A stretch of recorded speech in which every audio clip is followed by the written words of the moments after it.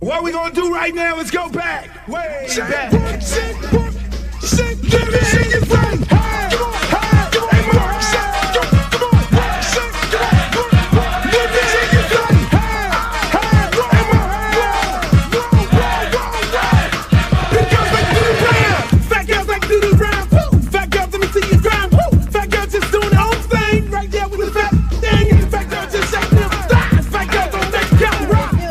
Baby. What's up? I thought you was gonna start hanging out with the big girls again. What is all this trash?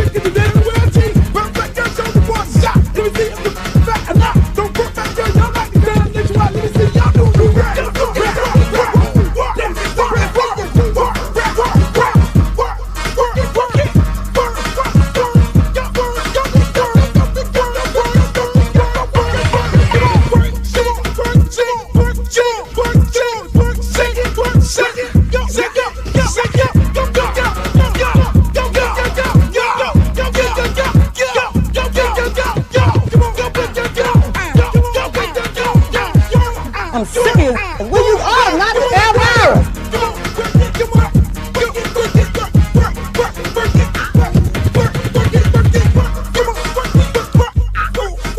Oh, not the Britney Spears. Hey, how you doing?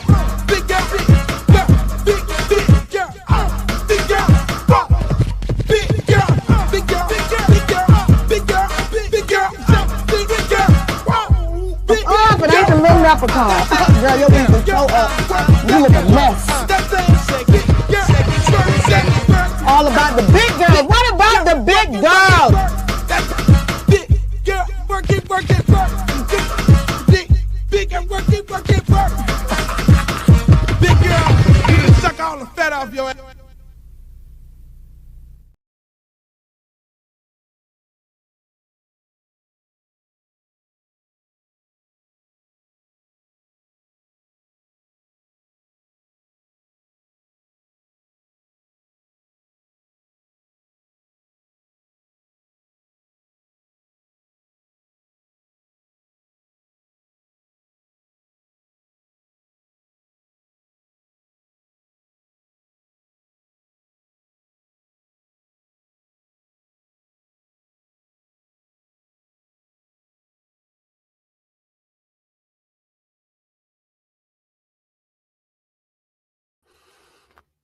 Yo,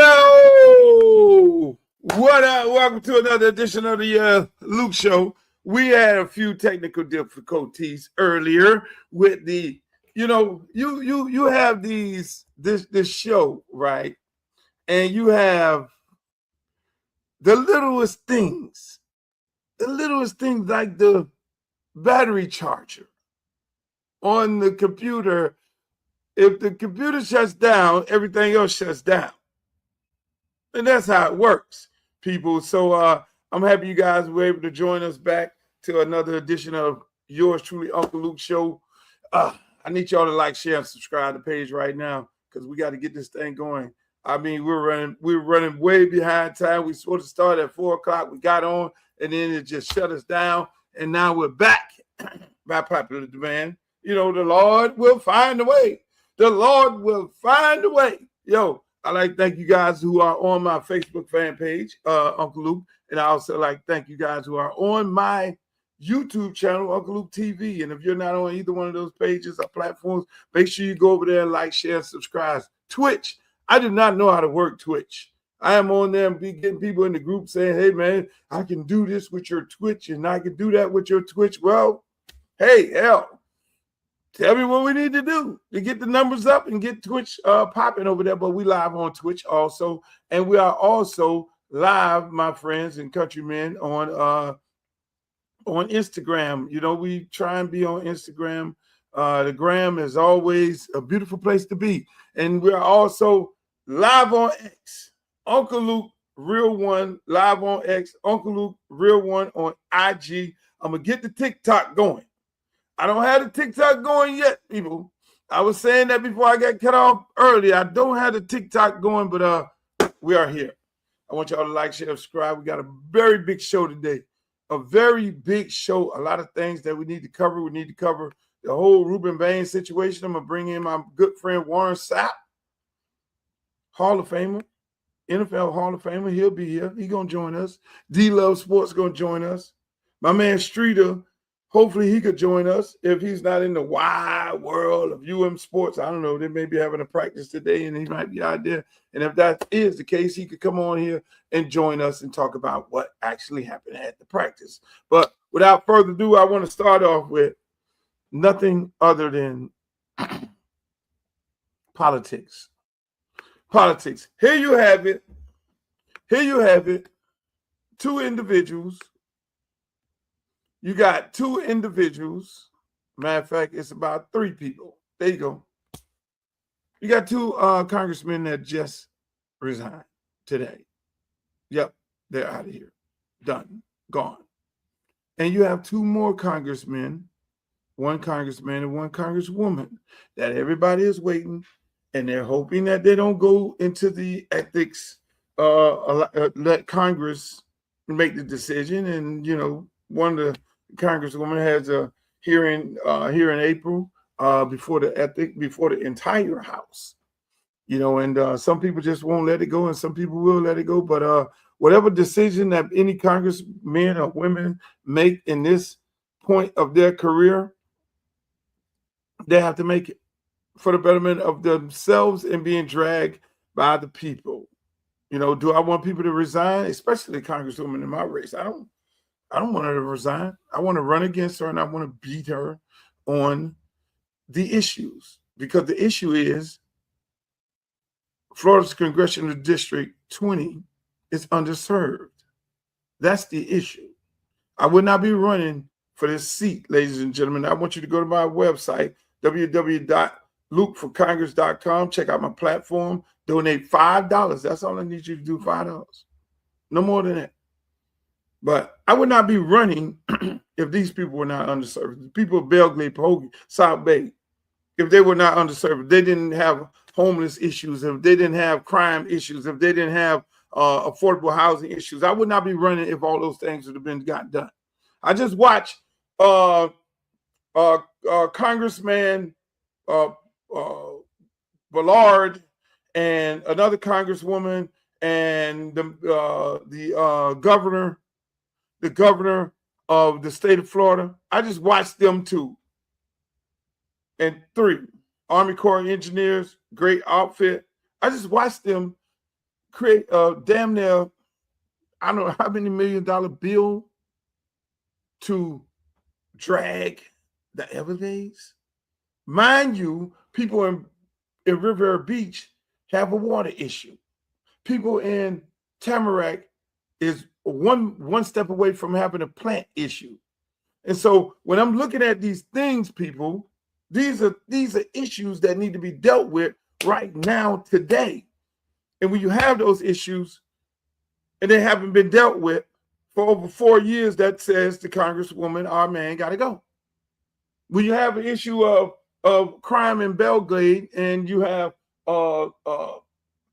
migrant workers on temporary status here, and Trump is going to Congress to get the reverse temporary status, TPS, to get rid of the Haitians, Venezuelans, Somalians, Nicaraguans, Mexicans. Those are the people who work in the farms in Belgrade, Pahokee. Those are the people who are out there.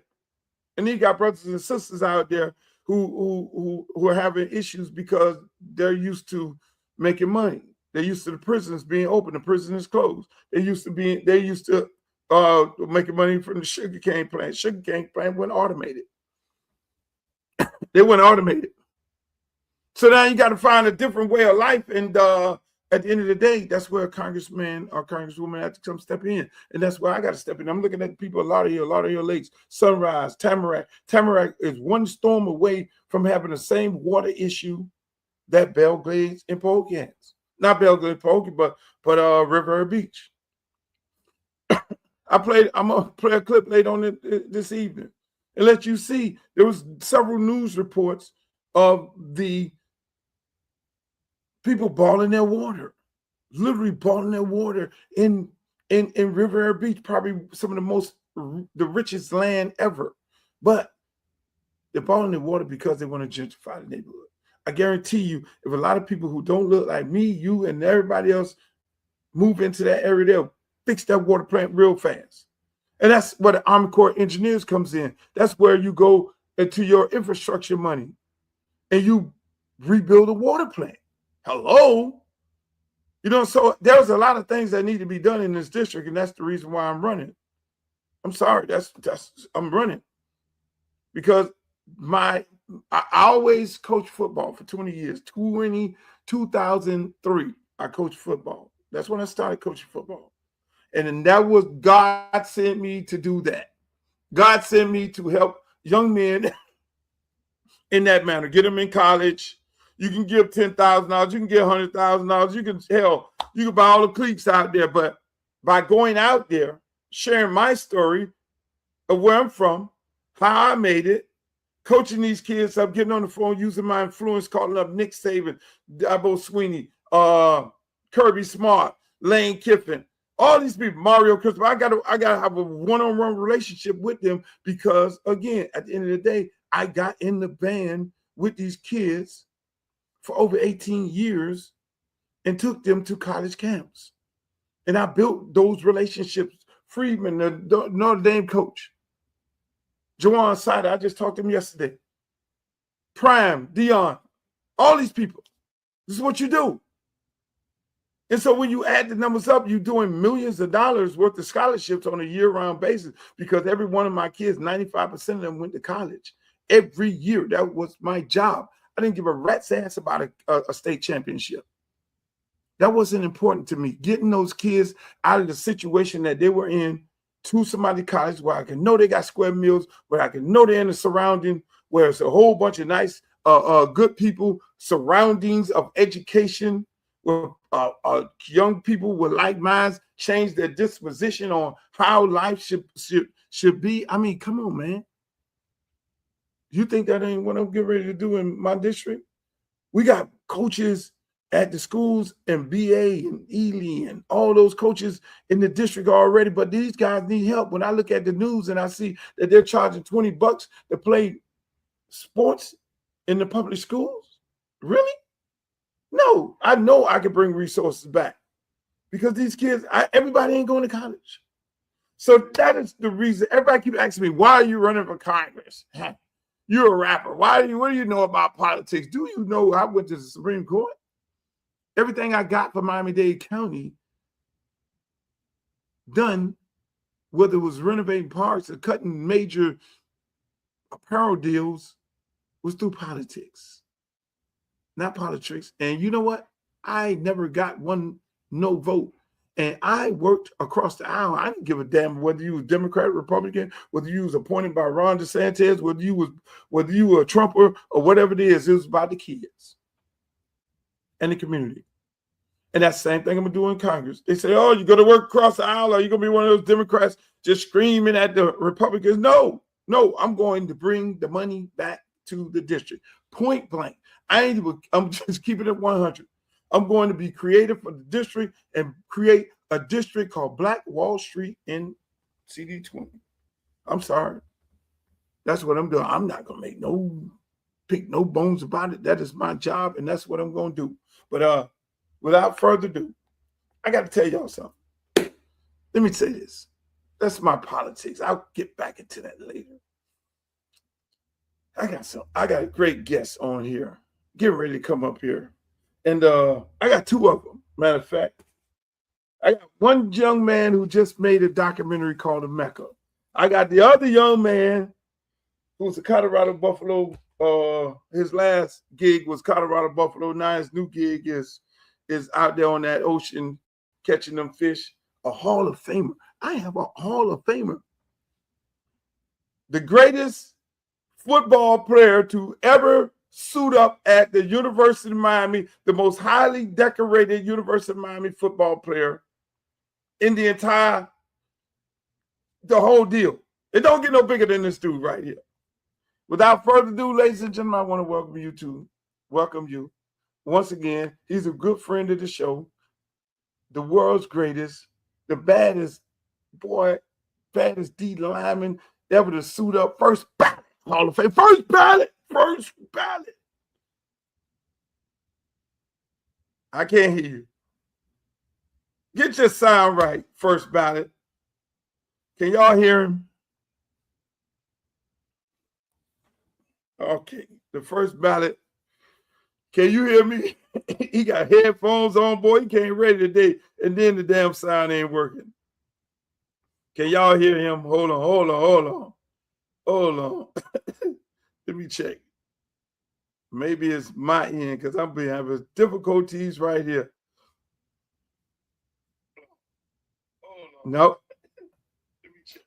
I can hear myself. Mr. Sapp, can you hear me? Hold on. Let me check here.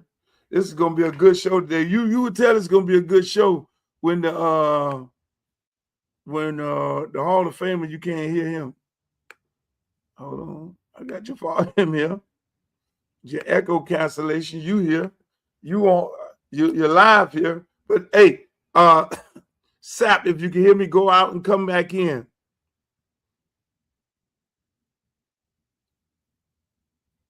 You ain't monitoring nothing, but you live over here. Something wrong with your microphone. Yeah, go out and come back in.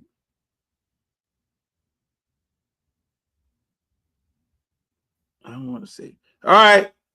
Well, while we wait for Warren Sapp to come back on, man, see, I get it, man, that big time ass intro and what ended up happening. He ended up going out. Can I hear me now? I don't have any volume. Miss, I cannot. Can I hear me now? Are you saying something? I normally check. I can't hear him. Oh my God, you might have to go out and come back in. Let me check one more person here. Ladies and gentlemen, I got another guest right here.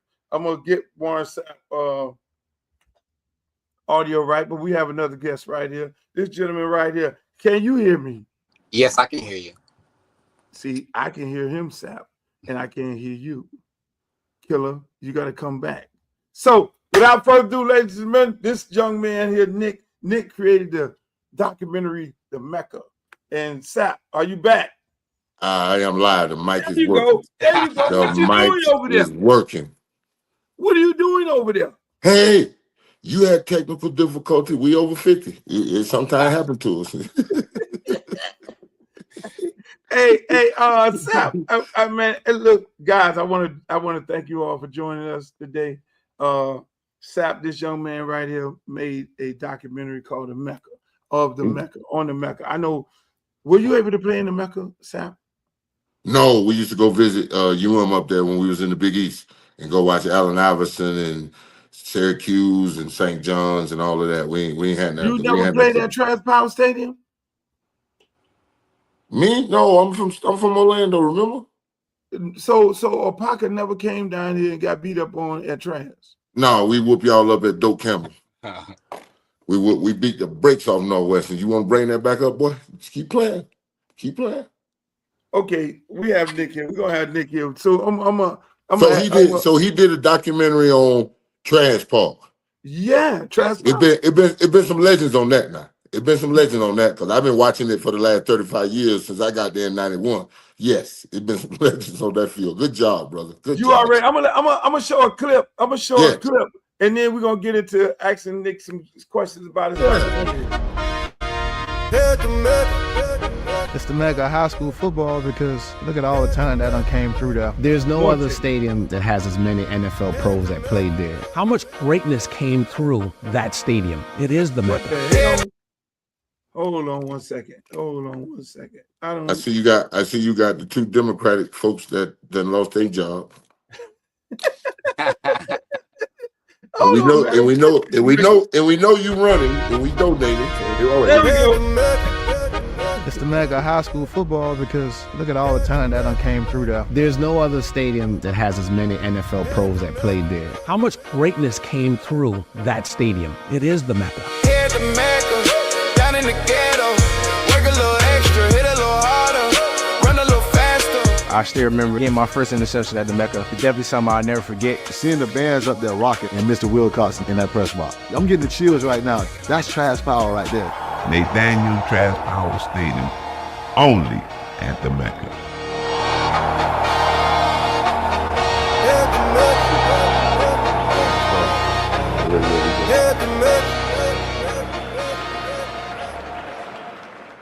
I mean, this man. You can cut it out playing football, or you have to join the. Oh, now you gotta see my clip. He made a special clip for me, Sal. Come on with it. There you go. Come on with it. Get your heart out. Don't put Swalwell back up there. Football, or you have to join the band. Actually got kicked out of the band because I was playing football and trying to be in the band at the same time. But playing at Travis Power Stadium was the biggest thing ever.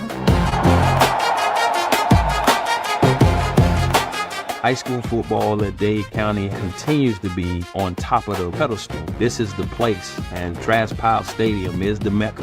The only thing similar to Travis Power Stadium was the Miami Orange Bowl. And I would be damned over my dead body or anybody else in this community that they will ever get to the point where they'll tear down Travis Power Stadium. We will not let that happen.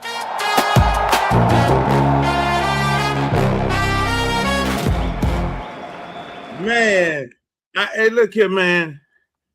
Hey, Nick, we got Nick right here. Nick is the producer of the show. I mean, he's been working on this project for a long time. Nick, welcome to the show, man. Tell us about why did you talk about why you did this documentary. I know it's so important for a lot of people, but you talk about the reason why you wanted to produce such a piece like this. Well, thanks for having me on the show. And like I was saying at the premiere to the audience, and you can allude to this, Luke, is when you're from the 305, you have a special bond with the city. You know, you want the whole world to feel what you feel when you're in the Magic City. You want the whole world to see what you see when you're in Miami. And we have so much love. We have so much great talent. And just going to the stadium since my Beach High days, it was just so epic. You know, Mr. Wilcox in the booth saying, say no to drugs and yes to education. And that statement kind of stayed with me from high school. So wherever I traveled, I kind of gave that advice to people, sometimes just in jest, sometimes in real life. But just knowing that that statement and the statements that the players made on the field just stayed with me since high school, I decided, you know what, let's make a movie about this stadium because it's been great since I've been in high school. And then when I started doing the research, I realized it was great since before then. So it was just this epic story that just had to be done. So I was just glad that I was the one to tell the story. How old are you, young brother? I am 42. Well, I'm good. I got a decade on you, so I'm glad some of y'all young people looking back in history and realizing that it's just not today. Yeah. It's just a lot more. It's a lot more. So how many NFL players touch that field? What's the number? The number total is right now is over 400, but it's still climbing because it just keeps going. You know, whether they touched it for just even on the practice squad or for a little bit, there's so much different players. Of course, we recognize the great I talent. mean, if you But touch it as a practice squad player and you played in the NFL, you I mean, come on now. Let's stop the delusion of Dade County football now. Come on, yeah. stop it now. Stop it. Stop it. So what I mean by that is there's a lot of people have graced the NFL field that had got their start at Travis Power Stadium. So that number is consistently climbing. Oh So yeah, it's up there in the 300, I'm 400 sure. right now. Right, how many Hall of Famers? How many Hall of Famers you got? That's a good one there. That's a good one. You know what? I think that's for the sequel. That's for the series. That answer, because I don't know that answer off the top of my head. But Only that's thing you actually need is the list of players. You got the list of players. There's only 382 of us in the hall, baby. the list of players. You know, I'm off the top of my head. I can't say who's in the No, I'm hall. saying Who's in get the your hall? list. Get your list and compare it to the Hall of Fame list. That's all you got to do. Yeah, I don't like if I go ahead and pull this list up right See, now. like Ted Hendricks played in South Florida, so I don't know when the trash pond was built, but Ted's got a chance to play in there. You see what I'm saying? Yeah. Yeah, I'm pretty sure Ted Hendricks played in there. See what I'm saying? But no, Yeah. so let me talk about some of the people that's in this documentary that actually have touched the field. We have Levante David, who just retired, so congratulations to him. We have Kenny Phillips, Najee Davenport, Sean Spence, Nat Moore. Who else do we have? We have who else is from? Nat deserve a gold jacket. Yeah, Nat over there at the Dolphins. The Dolphins show real love when we went over there and interviewed them. So, who else do we have in the film? And also Earl Little from North Miami. So Earl Liquor. that's some talent. We got some talent. Why you calling him Earl Liquor? Come on now. That's my teammate. That's my teammate at the U. We played together. We played together. Yeah, we played together at Miami. That's my dog. He don't drink. I just call him that. Cause when he hit you, it's like you just took a shot of tequila or a shot of Henny. You want it. That's why I call him liquor. Cause he lick you. He lick you good coming down from that safety position, boy. Yeah, Shouts out to Earl Little. So is this time. a movie? This a movie or a documentary? It's a documentary. It still has the movie vibe because, you know, documentaries tend to be more educational and a little just less entertaining. So I kind of wanted to mix that so that way we get a different audience to go ahead and watch it. So it's a I got something for you. I got something for you, brother. Hold on. He's always going to. He's always when you clean it out the house, you get to get stuff like this. What do you have, Sap? What is Sap bringing on here? What is that? I got mine from when I went to my movies. When you got one of your movies, or you got your? Yeah, I went to all the movie things like you going to. Yeah. Oh, congratulations. Yeah, I was gonna tell you congratulations and welcome to the movie making business. I like it. Thank you. I won the Fort Lauderdale one. Oh, cool. Yeah. Wow. So hopefully we win the Miami one. So yeah. Good luck. All the best, brother. All the best. You got a real good one because it's a feel good story, and you know it ain't nothing bad in it. You know what I'm saying? Mine had some bad in it, but it was a feel good story, so they normally like those. Yeah, I wanted to make sure that we just change the narrative and control the narrative a little bit. I mean, over the past few years, we got just so much bad news. I just wanted to tell the full good story, you know, through and through. We got the voice, Mr. Wilcox, in there. So I just want to make sure we highlight him and let the community know, you know, what we think about our fathers in our community. So it was there you go. Reach back, touch the ones that you don't know about. There you go. Yeah. Good job. Good job. That's right. So when you're talking about the bands, how do you describe the bands in this piece? Because I know it's all football, but when it comes to the bands, the way I describe the band is like any good team. Like everyone has to do their part. Yeah, I had a telemarketer call me. So like any, I hate telemarketers. Like any good team, we all do. Like any good team, the band. It's the Luther Campbell show, ain't it? Yeah, Luther Campbell. Yeah. We go in and go off at all times. Go out and come back. So the way I describe the band is just someone like a team that the hype team. You know, the ones that get everyone hyped, the one that gets the team hyped before the game starts, the one that keeps the crowd engaged as it is going on. So they just as important as the guys on the field, because they keep that energy up. And Travis Power Stadium is not just the football players; it's the band, it's the cheerleaders, it's the G girls from the West, it's the vendors. You know, it's everyone in the stadium. So it's the band is very much an important part. And like you said, you was part of the band as well. So it's a cool thing to be part of the band. We had the band come out there for the red carpet event Sunday. So they got to be, walk the red carpet and take pictures. And I know that's a moment that they'll be able to remember for the rest of their lives. I was in the band. I played the trombone. What? Hey, so let me ask you. Let me ask you. Where can people see the documentary, and when is it going to come out, and what network? Miami Film Festival. Well, it just played in the Miami Film Festival. So next, we're going to probably do another screening. We're going to set up another screening locally because we had a lot of people come through to the premiere, and a lot of people are reaching out saying where they can see it next. So we'll probably do another screening before we go ahead and get a worldwide distribution deal, so that way the whole world can see it. So we're working on that, and hopefully Luke can help us with that too. So we're talking. You only entered one film festival? This is the first one. This is the world premiere. Yeah, you gotta line yourself up. You gotta go to Bushwick up in New York. You gotta go to St. Louis. You gotta go to the try to get out there to Sundance. Jacksonville has one. Fort Lauderdale got one. Come on, brother. We're doing the festival run, but I mean locally for the locals can see it one more time. But we are going to do the festival run before it gets the distribution deal.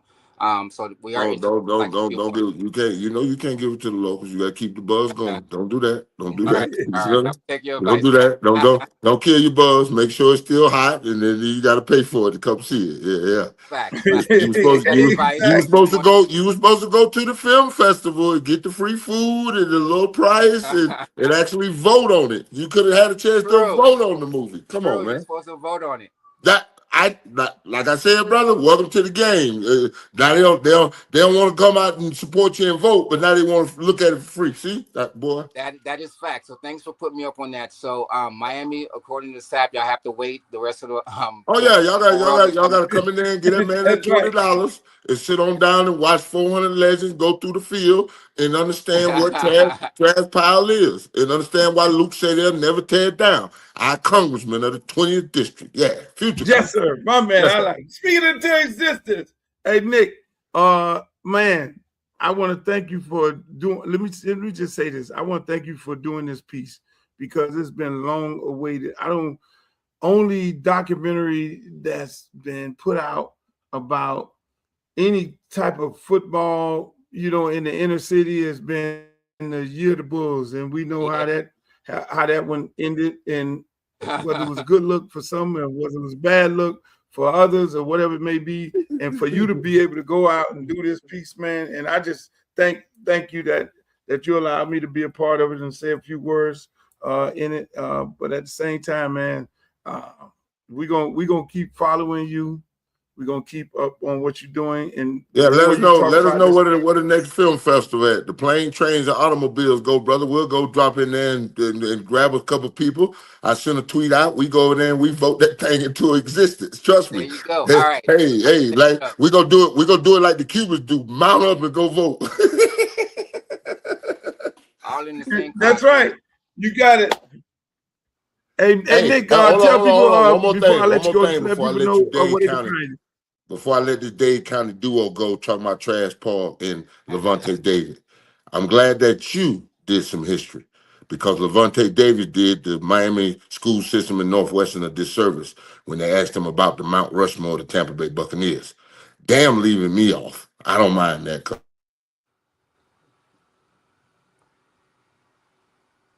Hey, what the hell happened? You got another? I'm back. I figure I killed the call. Hey, listen. When you asked about the Mount Rushmore, the Tampa Bay Buccaneers, spam calls coming in. I ain't got no volume. We can hear you. I got no volume. Now you got volume. You got volume. You got volume. Microphone working? Mic work? Yes. All right. Yes.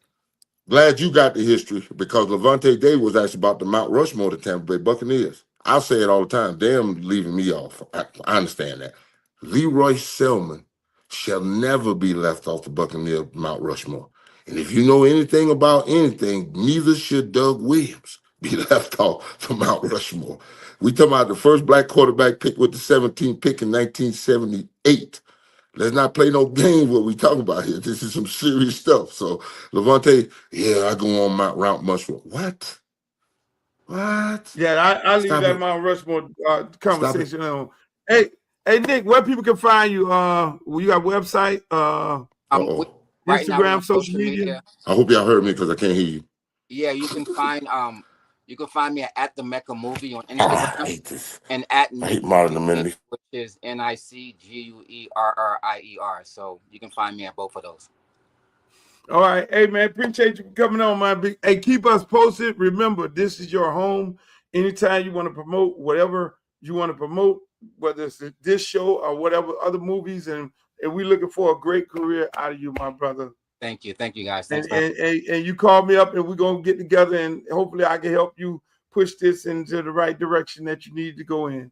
Perfect. Thank you for that, man. I got you. One love. That's my man, Nick. Nick is the producer, ladies and gentlemen, of the documentary, The Mecca. And we just like to thank him for stopping by. It's a beautiful thing. Nick is here. Listen, let me just say this. Warren Sapp is trying to get his microphone right. He's all over my dashboard. This man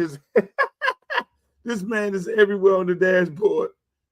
There you go, right there. But while because Sapp has got all these spam calls that's killing his feed. And I got to bring in my number one female sports reporter in the world, the beautiful D. How you doing, D? Can Sapp get back in here? There goes you, quarterback killer. Over here. This conversation. Now, Sapp, are you back? I'm back, baby. I told the people I put do not disturb on the phone. Let me introduce you to D. D covers football, USFL football. She has her own show, D Love Sports, on all the social Yeah. I seen D Love. I follow D Love. Don't play no game. Follow D Love? Yeah, I follow D Love. Come on. How you doing, really up on what's going on? I'm wonderful, baby. I support all our brothers and sisters out there that do good work. I do that. Much appreciated. And it's the UFL, right? It's the UFL. I've told him that a couple. I know he loves USFL because he's a Trump kind of guy. He loves Trump. Oh, really? Oh, really? Oh, I'm joking.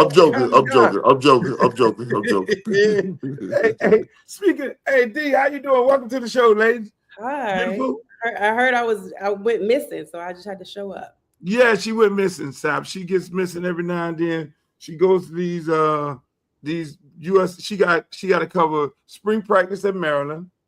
And then she has the US Turtle. Rock League. Why they just ain't called the Rock League?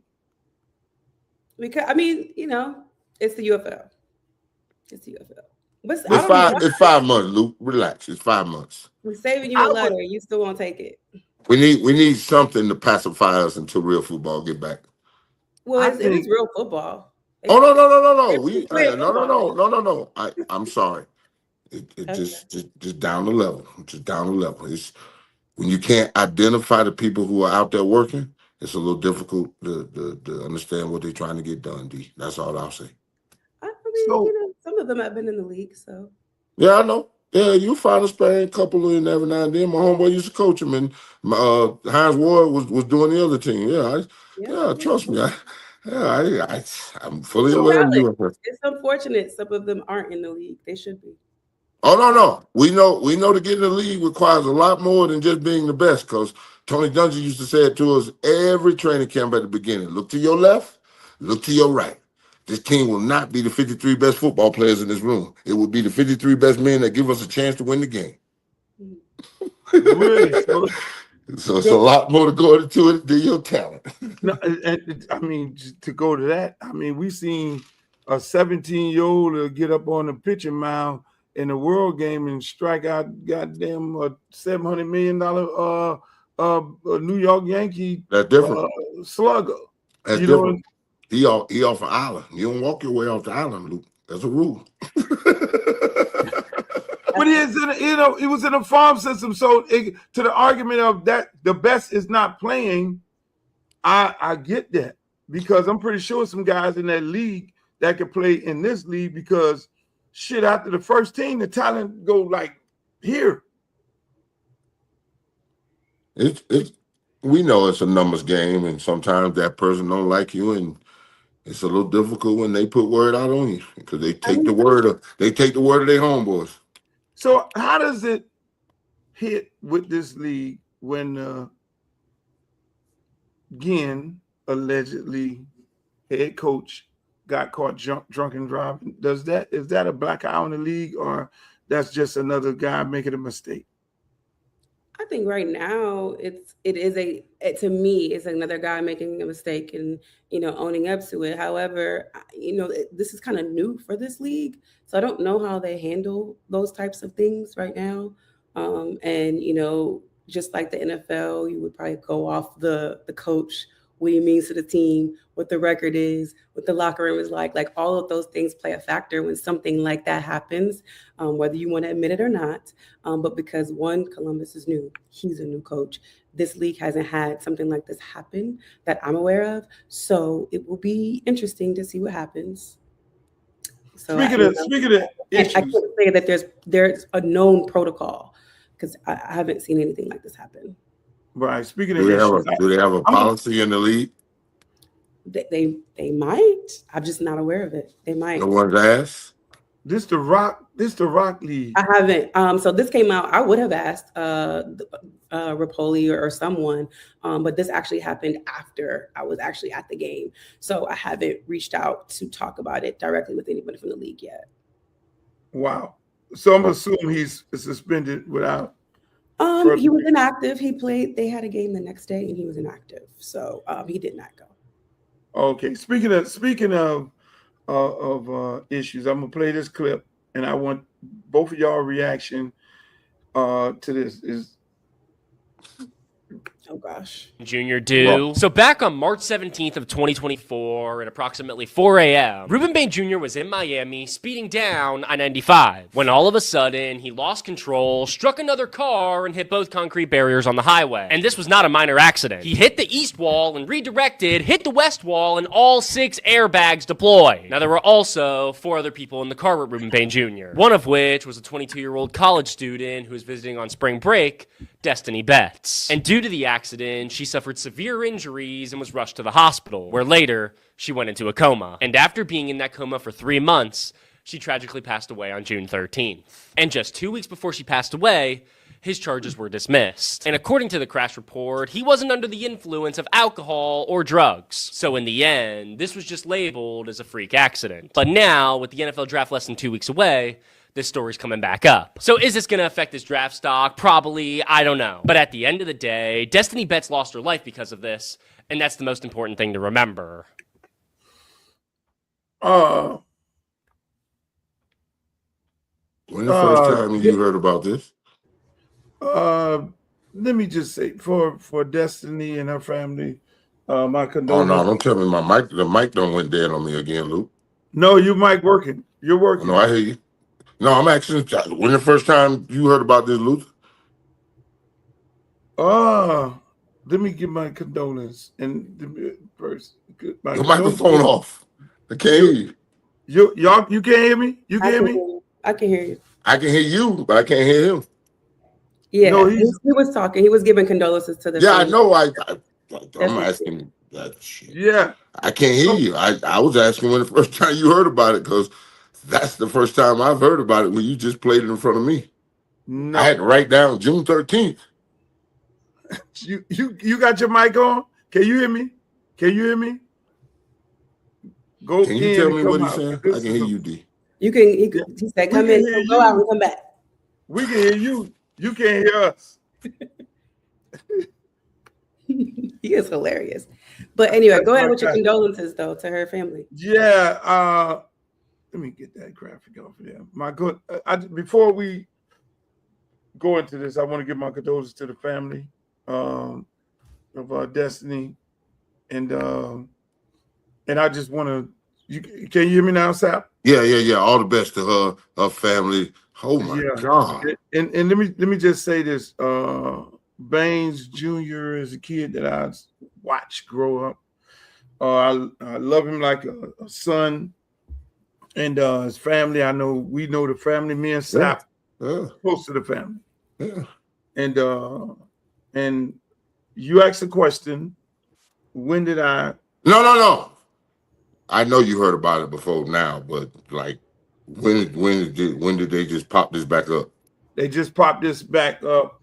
The last couple of days, they popped this up. There was a reporter that reported on it, and it came back up. Obviously, I mean, hey, you the Hall of Famer here. You know how the NFL works with their investigation of things that are true and a lot of things that are untrue. I mean, we talking about June 13th. They've been had the investigation. They've been done with the investigation. This ain't something that they just getting the wind of. No chance. Correct. And my question is, somebody's got an agenda. Yeah, somebody has a. I mean, you two, y'all cover. I mean, this game. Is it? And I know they said some wrong things about you during draft time that they never said throughout your whole football year when you was sacking people. I didn't take 7 drug tests while I was at the University of Miami, so I flunked 7. I was like, Jesus Christ, where did it come from? And they do this at 11:30 at night before the draft, and I was caught in New York. That's so. Trust me, I done been up the hill in it, and then they did 2 hours and 45 minutes of showing me on the draft, and they picking scrubs in front of me. So I trust me, been there, done that. The nightmare, the alarm clock went off. The nightmare, I woke up and when I had a career. So damn. So well, that's firsthand experience right there. That first, I lived it, baby. I was the first tragic draft drop on the TV, and then Aaron Rodgers and a bunch of them came behind me, but mine was the only one that was a lie. I mean, they were talking about talent with them kids. They said they're telling me I flunked dope test for cocaine. I ain't never took cocaine in my life. Mama, I smoked the TV. When we saw that, we were like, wait a minute, you smoked the TV? So let me ask you, in a situation like this, you can't do nothing. Hope y'all, does his stock drop? Now, let me tell you like this here. I have daughters. This kid, I will let marry my daughter. I mean, that's how much I feel the same way. He's that good of a kid too, Luke. I never had nothing bad. And here's the thing. I know there's body-worn camera to this situation. There should be a toxicology or a breathalyzer or a whole bunch of stuff that we can look into this and actually see if somebody covered it up or something like that. Come on, nobody rolls up on the scene without a body-worn camera rolling because you don't know who you finna roll up on. I think the problem is, it is. I don't want to say politics. It's the game that gets played before the draft, where a team that may really want you, that may not have the draft capital to get you, that will play these type of games to get a kid to fall to them. Because you know what, baby? Because the league does their due diligence. They interview these kids. They know if you have skeletons in your closet, most likely they already know before they talk to you at the combine. Or ain't no skeletons. No skeletons. They go back and interview your 3rd grade teacher. There's no skeletons, anything about you. These are the games that you play. All right, I got one for you. Mm-hmm. I was the perfect example because I was the best player in the draft and I was falling right down the board. And I fell into a lap of Denny Green, who said he'd trade his whole draft for only one person in this draft. And I'm laying right there at 11, and he takes Derek Alexander. So trust me, no team is maneuvering to fall him down to make him drop in their lap. No way. No. But what the family got to do is go get them public records from Miami-Dade County, them body-worn cameras, and release it. Release the toxicology report. Release the breathalyzer, whatever he took, because evidently it was just an accident. Maybe he was digging in the cookie jar. I mean, 4 o'clock in the morning. You know what I'm saying? It's a horrible fate for the girl, and I wouldn't want him to lose draft stock because the civil suit's coming, so he can be taken care of. He can take care of them. No problem. That man draft stock dropped. Now we got a whole nother situation. No, I want him to get drafted in the top 5, top 10 like he should, and then they gonna file a civil suit and he pays for a wrongful death. The family already came out and said he's a good young man. They know it was an accident. Yeah, but you still get compensated for that. So nobody's gonna let that walk. Nobody does that. No. Right. Drop games. Let me ask you. Sal, is it the responsibility of the university, because it happened on the university watch, that they come out and make a statement that they did an internal investigation of this situation? Does Mario Cristobal come out and say, look, wait, this is what we found? They haven't? They haven't? No. All right, I'll go with this. He's no longer a student athlete there, right? He's declared himself eligible for the draft, so he's no longer have any ties with UM, correct? Correct. He has an agent. Correct. The law enforcement agency investigated. I'm sure UM did the investigation of it, because UM's investigation would be what the police give them. What else they gonna do? But shouldn't I'm just asking? You don't think Mario need to come out and get in the front of this? Because there's going to be a question. There's going to be the question. Okay, what did you do? And there's we're gonna find out. We're gonna find out. Dan Le Batard, Miami Herald, somebody. I mean, some podcast. Somebody gonna ask him. Somebody gonna ask him. They got to, and we're gonna see what he says. Stop. Everybody knew about this. Nobody asked. The whole year. I know. June the 13th. I'm looking at now. So nobody knew about it. Everybody knew about this in the grapevine. Nobody asked. Mm-hmm. Even Slater knew about this. Slater asked me. And I say, Slater, leave it alone. Okay, so now here we are. He's not an athlete for the University of Miami. And these allegations are out there. I think the university need to get out there and make a statement and say, hey, look, we did a thorough investigation of the situation. The family, no wrongdoing. He wasn't in touch. We talked to the police officers. We did our due diligence. That is why we let him play the entire year, because there's going to be some people saying that, oh, it was a cover-up. And if they make that statement, they still gonna say it's a cover-up. Yeah, there's nothing for UM to solidify in this situation. The law enforcement officers did the investigation. The law enforcement officer said this man, it was just an accident. And I'm sure there was a bunch of people that was like, let's look all the way into this, because there's no way, because this will come back. I'm sure of it. Only thing you gotta do is go get the body worn camera. Let's see what the police did. I don't even know why. I don't even know why it needs to be like proven. I feel like you should just let it play out. Like, let this man, let this young man end up where he's gonna end up. That's a hell of a hand grenade you just throwed into the damn. I'm saying that someone's already trying to manipulate this, right? I don't want you to go into this, this beautiful, was supposed to be a beautiful moment, worrying about something that you absolutely cannot control. Nothing. He can do nothing. He's already gone through the investigation. He's already had law enforcement in the interrogation room. All that, the grief of it, everything. Keep him in positive spirits as he goes through this what's supposed to be exciting process. You know what? Hey. It's exciting, but it's also gut-wrenching, bubble gut making, because this is the one time you really don't know what 32 individual organizations think about you. And now something like this is in the mix. Thank God the boy ain't got a little dirt in him, because I can't think of nothing, the whole time. I mean, I guess that's why they throwed it on him, because he was that squeaky clean. I mean, oh my God. Yeah. So it's supposed to be, a transformation. And like you said, like, this is a unique time for these athletes, because, throughout high school and college, like, everyone's asking, they have an opportunity to go where they want to go, right? Because people are rolling out the red carpet for them. And now, not no more. Shows, like, right? It's the worst job interview in the history of life. So it is a unique situation, and he needs all the love and support he can get.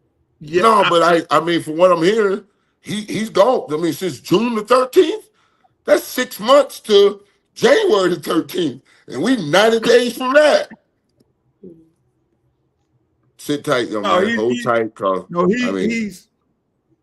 he's definitely not at the school anymore and going. No, don't even worry about the school. Put your tunnel vision glasses on and step every day ahead. Step every day ahead. Do what you can, cause this is the time you think about retiring your mama and setting your people up, man. This ain't what. Yeah. I just feel bad for again the parents too. No, I feel horrible for both parents, his mama and the homegirl parents too, cause now they digging this back up, man. Come on, man, stop that. Yeah, you listen, man. You know how. I was just, I was just saying, to dead it because it's going to be lingering on. It's going to keep lingering on. They're going to keep talking about it. No, just go get all the paperwork. It's right there. They public records. It's right there.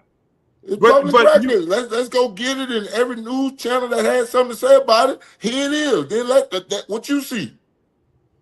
Exactly. And call it a day. And call it a day, man. Let them people rest, the baby rest in peace, and this boy going with his life, and they'll get a check. Let the man go earn the check. He'll get a check. Come on, let's stop this. Hey, okay, here's another subject that you're close to, Mr. Sapp. What I do that? I find very interesting. I'm gonna play the clip. You guys take a look at it. And you answer different. I'm watching. When I come back. He said you're the professional. You ain't hear me. We're not going to be provoked to comment back or to say anything ignorantly back. I wish those guys the best. One thing that I could comfortably say, some people came here that you didn't know of, and when they left, they had a name.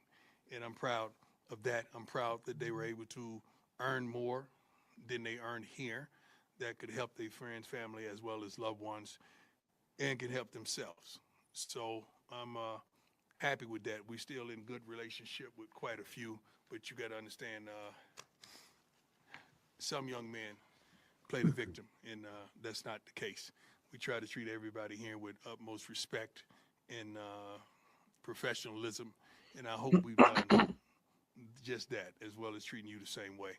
But we would not engage in back and forth with any former players.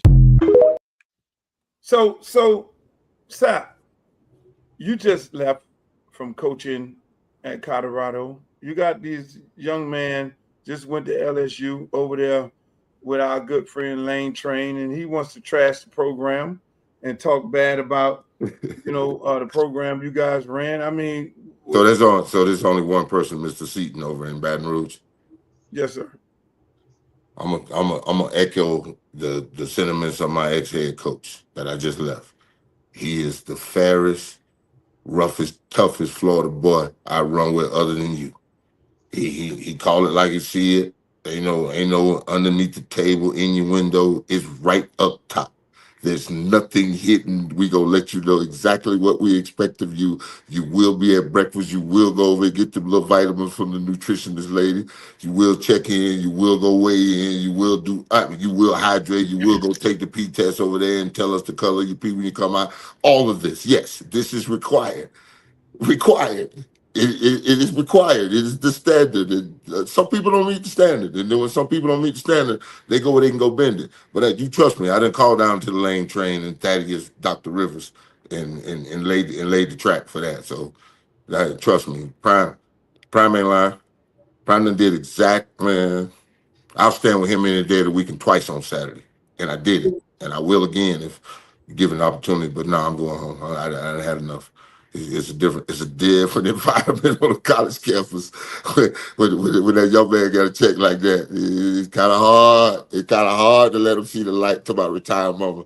Shit, my mom retired now. You telling me? Because hey man, there's more money in college. I'm trying to figure out what Cameron Boozer going. Where you going, boy? You don't need no NFL NBA check. I sit in college for the what? They'd have to kick me out of college now, Luke. Are you kidding me? Shit. I wouldn't. I think he should stay. I mean, we switching subjects, but yeah, I think Yeah, absolutely. Go help his brother get off that nasty game that they just ended and lost by leading by 19. Win another championship at Duke. Win another Player of the Year. Get your brother developed, and y'all might be the top 10 pick. Don't go nowhere until your brother ready to go. Where you going? You can't be talking about taking care of your mom and daddy. Carlos Boozer is good. Shit. So back to you. I know you want to back to Colorado. I know, you coach there.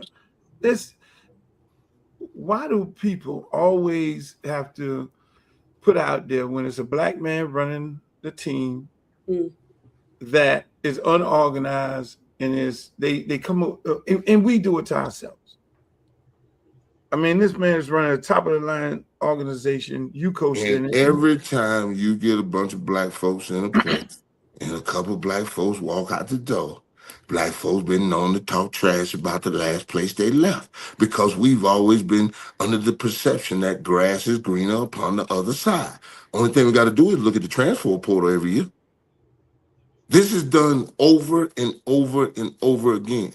But the thing that with Prime is such a father figure. I'm on you. The grades, the classes, the study hall hours, the film work every week, it will be done. Because that's what made him him, that's what made me, that's what made Marshall. And we trying to implement these in these young men, that these disciplines and getting up in the morning, making your bed, coming to eat breakfast, doing all the things that we ask you here, and then going to school. Yeah, because the first thing in the morning is us. We're going to rev you up and get this thing right, and now go through the rest of your day on a nice little high that, I went to work and got some work done today. Because you either get better or you get worse. And then you have an opportunity to walk over to the classroom and get better, absolutely, because you're learning something. And that's what he's on. And when you get on people that don't want to do it, they got something to say on the back end. You know this. Does it make it more difficult because a real black man is coaching black young men, knowing the obstacles are out there, and they won't use them the same way a white coach will use them? You know what? Because I know a lot of white coaches will. I'm just gonna give you from my experience. I never had a black coach until I got Tony Dungy. I never had a black coach until I got Tony Dungy. And when Tony Dungy walked through the door for me, Brooks, and the rest of them brothers in the room, I don't know about them, but I was like, I ain't finna F this up. Because if I F this up, it will kill every opportunity for every other brother down the line, because we've always been taught we got to be twice as good. And the thing about this brother here, he never cursed. He raised his voice twice and said, damn in hell, I think. in the whole 6 years we were together. I mean, that's who and what he was. But he allowed me to be who I was. And I told him, I said, you need to well define this line that you got for me, because I'm going to walk right up to it. I'm not going to cross it. I'm not going to touch it. But I'm going to walk right up to it. And he had the ability to let me be me, to go from me to Brooks to Lynch to Run, to all of us. I mean, and for me, it was the greatest thing I had ever known in my life, was a brother at the front of this thing, man. That's why I came to Colorado, to help Deion, hopefully get him a championship, because it's going to perpetuate so many more to be in a position of that situation and the power, and to be able to lead brothers. Because it's something different when I can, like I used to tell my men, I'm an open book. I got an ex-wife, 6 kids, and 4 baby mamas and an ex-wife. What you want to talk about? What you want to talk about? Exactly. What you want to talk about? Let's talk about it. Let's talk about whatever. Hey, it wasn't no social media when I was in college. I was there at the morning. Gumbel and Katie Couric say, "What's the A with the circle around it?" The act. I was looking at that on today. Come on, D. Let me ask you. You cover Maryland, and Maryland has a black coach. They're the Turtles. I mean, and you've covered Maryland when they had a white coach. Do these kids go harder for this black coach than they go for the white coach? I will tell you, these kids believe, go hard, play through adversity, play through being down multiple scores, play through it for Coach Loxley. That's what I do know and what I will speak on and what I have seen, what I have heard from them young men. I'll bet it's a lot of them first time having a black man at the head. And it's something that they can relate to. And he is the reason why they are there. Yeah, and they can relate to him and they have conversations. That's what it's about. I'm telling you, it's different. And I remember one for you. I was to Maryland because of him. I was in Oakland. I was in Oakland like my 12th year. No, my last year. And all of a sudden the strength coach came. Because we play some of the wildest music you can possibly imagine, especially in Florida, boy. We was raised on Luther, so Luther and Poison Clan, you can get it. Jam Pony, you know what I'm saying? Just ghetto style DJ. We play all kind of wild music. So I'm in there bumping the music because I need music to get to a workout because I hated working out. I put my music on, able to trick daddy with Nam. So strength coach gonna come over and whisper in my ear, we can't play that type of music. I said, who are you talking to about type of music, man? What you talking about? That word. I said, what word? You know what I mean? I said, let me get this straight. You're a 65-year-old white man from Mississippi. I said, is it revving you up to say something you want to be saying or something? Because that ain't doing nothing to get me through my workout. You need to look at this as elevator music. So the people you bring around in the environment going to help you either go forward or going to pull you to the side. And I'm glad that brother up there in Maryland got what you got going, baby, because that's what we need. We need more like him and Fran Brown up there at Syracuse going to work, Prime out here, and the brother over there at Notre Dame, Marcus, and a couple more that get it done nicely, Let's go get this thing done because we understand the pitfalls and what it is to be a young black man riding in America. Definitely more. I foot stomp it, and people talk about, and like even at the pro day, like I wanted to also highlight that for him too, because people look at Maryland's record and look at, what they've accomplished, but there was still 30 scouts, 30 different teams at their pro day, Oh, no, they coming. They coming. You ever heard? He's has talent. Talent is getting drafted from Maryland every single year. So no. I'm sorry, I don't want to get on my talent win game, baby. You ain't got talent, you ain't winning games. He understands. He know what he's looking for, and he going into young men houses that got mamas that look like you, and he can have a conversation with them. That's the key to this thing, man. Top talent in the nation, right? It's Maryland. They out there.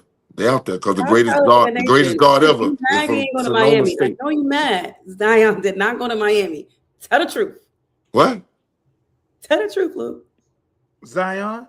Yeah. Did not go to Miami? No. Yeah, you said tell the truth. You upset? We got enough talent at Miami right now. All right. We stacked up like dirty clothes. Okay. We got enough. We got enough talent to pass around and give to Maryland. We got some guys that's sitting over there on the sideline. We didn't get some guys to East Carolina. That thing loaded. That thing loaded right now, baby. Guys everywhere. Them Florida boys all over the place, D. It loaded, D. We loaded up. We got to just direct the bullets in the right way. But we show loaded up. He's not there. We show loaded. We show loaded. We got to direct the bullets in the right way, but we show loaded. We got gunpowder. Yeah, we got all that.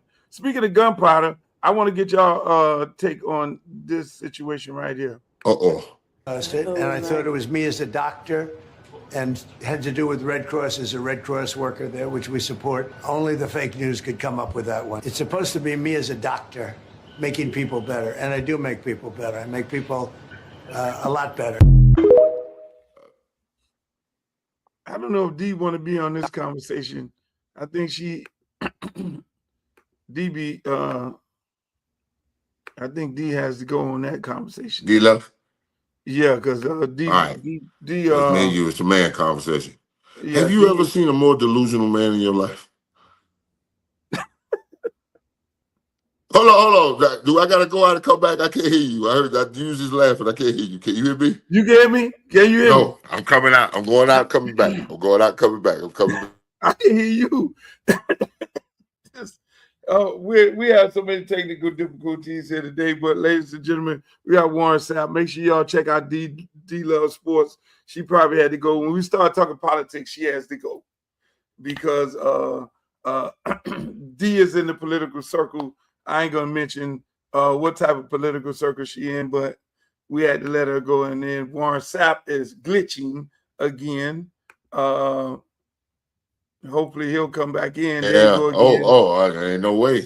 We got you on there glitching. We got you a three camera. That's you. That's how you look. Were you glitching? I'm glitching back. I'm back to one. I'm good. You good? No. Yeah, you good right there. Perfect. Can you hear me? All right. You can hear me? You good? I can't. Yes. No, I can't hear you. Can you hear me now? Can you hear me now? Man, they tripping. Now I can't hear you. God damn. Hold on. I'm doing it again. All right, ladies and gentlemen, while we get Warren Sapp straight here, we having a beautiful show here.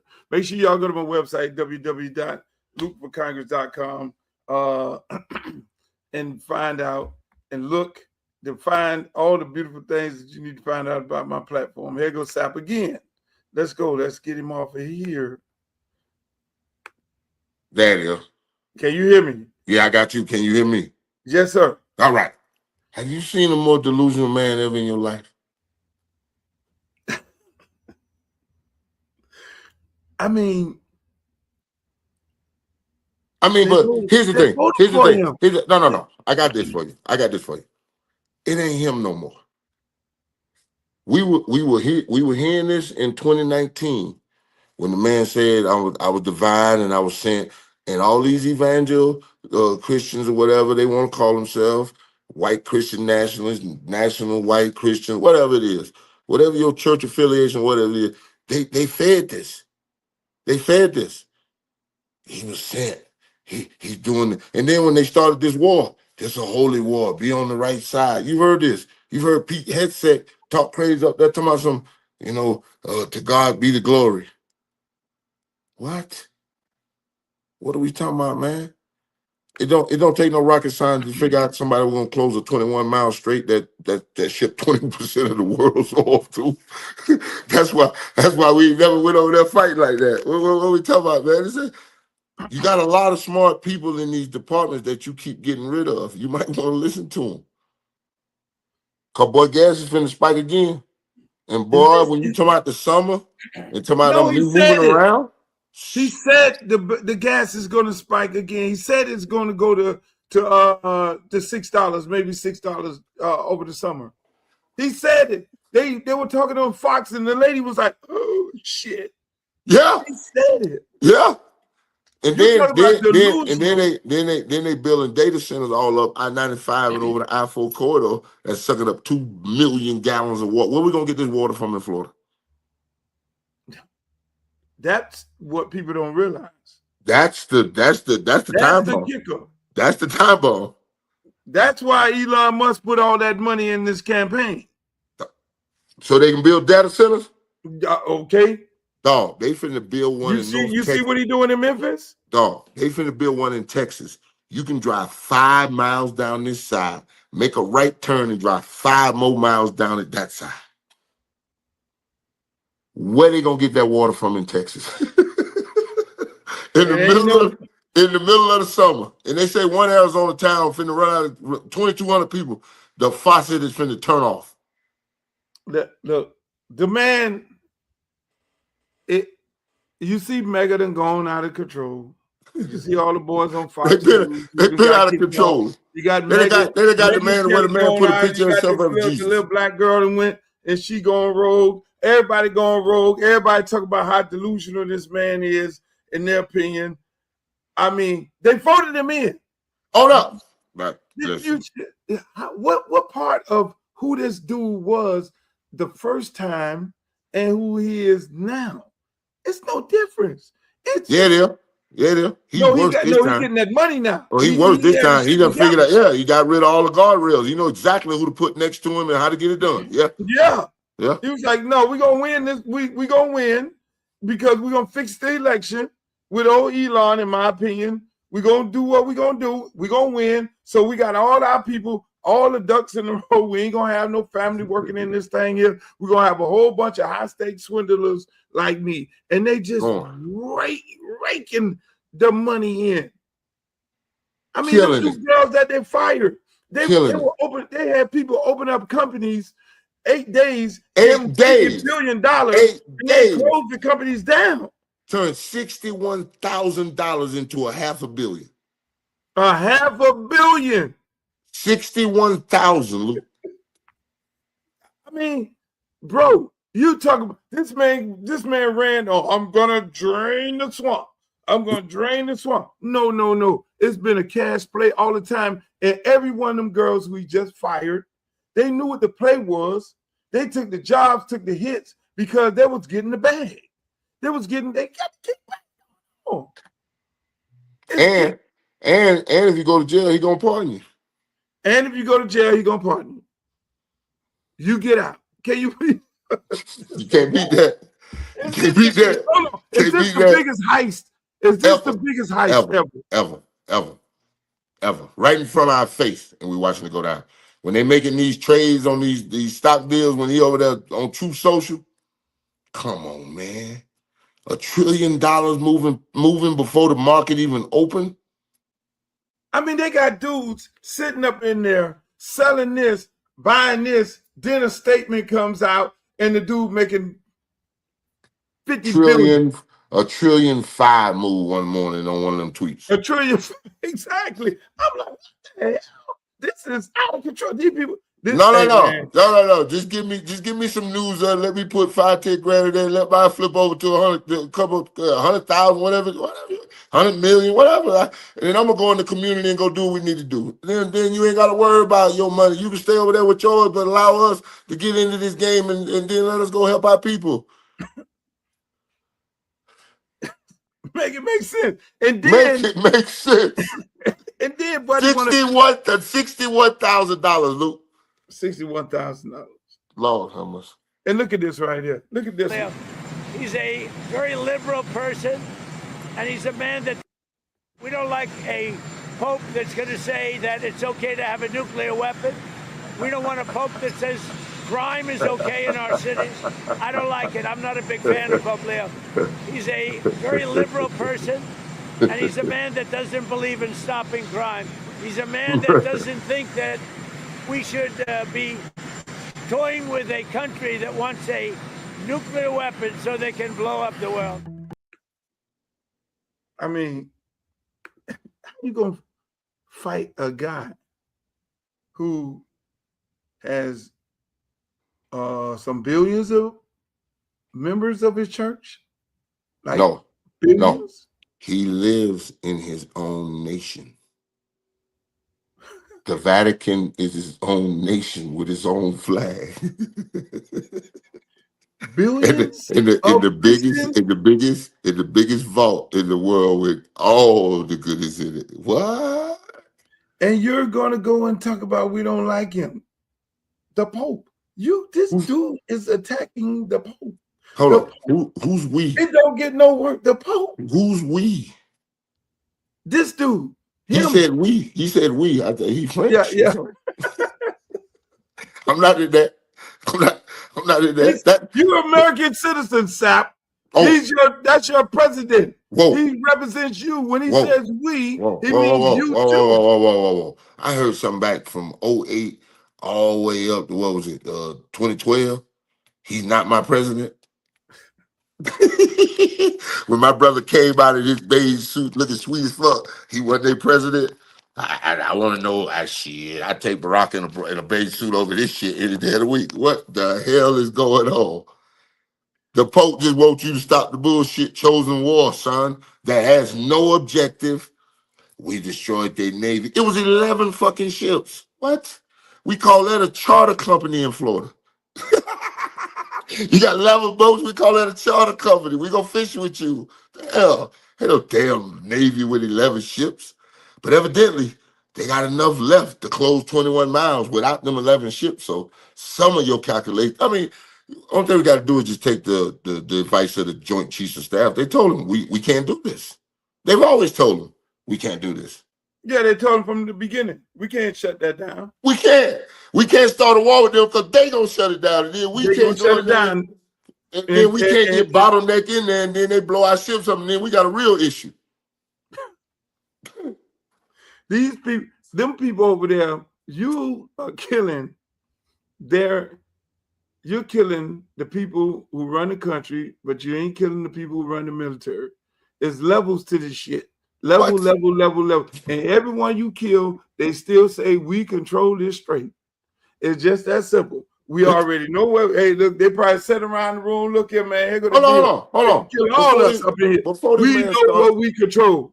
Before this man started this, that was a free place to roll your commas through. Nobody ever said the Straits of Hormuz was under any kind of anything. Everybody rolled it through there. Now you got to pay a tax. And them people say they want this money in Chinese yen. Hey, and they want for every barrel. They say we what is it? What the number is? I think it's like 3 million. Then they want another per barrel. You just got us in a war where you spent X amount of dollars. $1 trillion a day. You try to hijack $1 billion a day. $1 billion a day. Yeah, $1 billion a day to fight that. Is she glowing or the light different or something? She's glowing. Listen, man. My bad. I didn't know my microphone was on.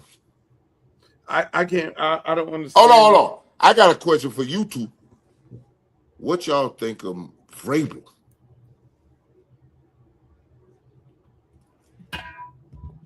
What do y'all think? And I'm glad you asked about Vrabel. Bing, bing, bing, bing, bing, bing. I mean, you gonna try to tell me it was 6 other people on that rooftop? Then where the hell was they? 6 people. I want to hear from a woman's perspective. I want to hear from that's what I want to hear. Because hold on, D. Let me preface it this way. Hold on, let me preface. About that woman. Tell me about the man. Hold on. I will tell you about the man. We want to know from the woman's perspective because I'm sure you get all kind of wild offers in the DM and all kind of foolishness because they messy. This generation just messy. They have no idea that everything they writing it could be screenshot. You say no, then what's up? I mean, that's not my ministry, but my testimony, I should say. However, what do I think about it in regards to what exactly? What am I answering? About do you think they're in a relationship or was these people out on an innocent pool and hot tub and rooftop? No, it wasn't nothing was innocent about that. The man went, he and this lady, he and this woman, according to what I looked at, because that was a little too much touchy feeling. That was too much touchy feeling. But then again, now it's all 3 black people here. All 3 of us, we're black. So hold on. White people live a different type of life. Hold on. You just changed the race. So 2 married black people could interact like that, and we gonna say what? No, that's what I'm going at. No, we ain't going there. We ain't going there. No, white people. Hold on. No, hell no. White people do that kind of stuff. Hell no. White people go in. Uduke from Boston. Boston did the same thing. The boy from Boston did the same thing. And they ran his ass out of Boston behind that white girl.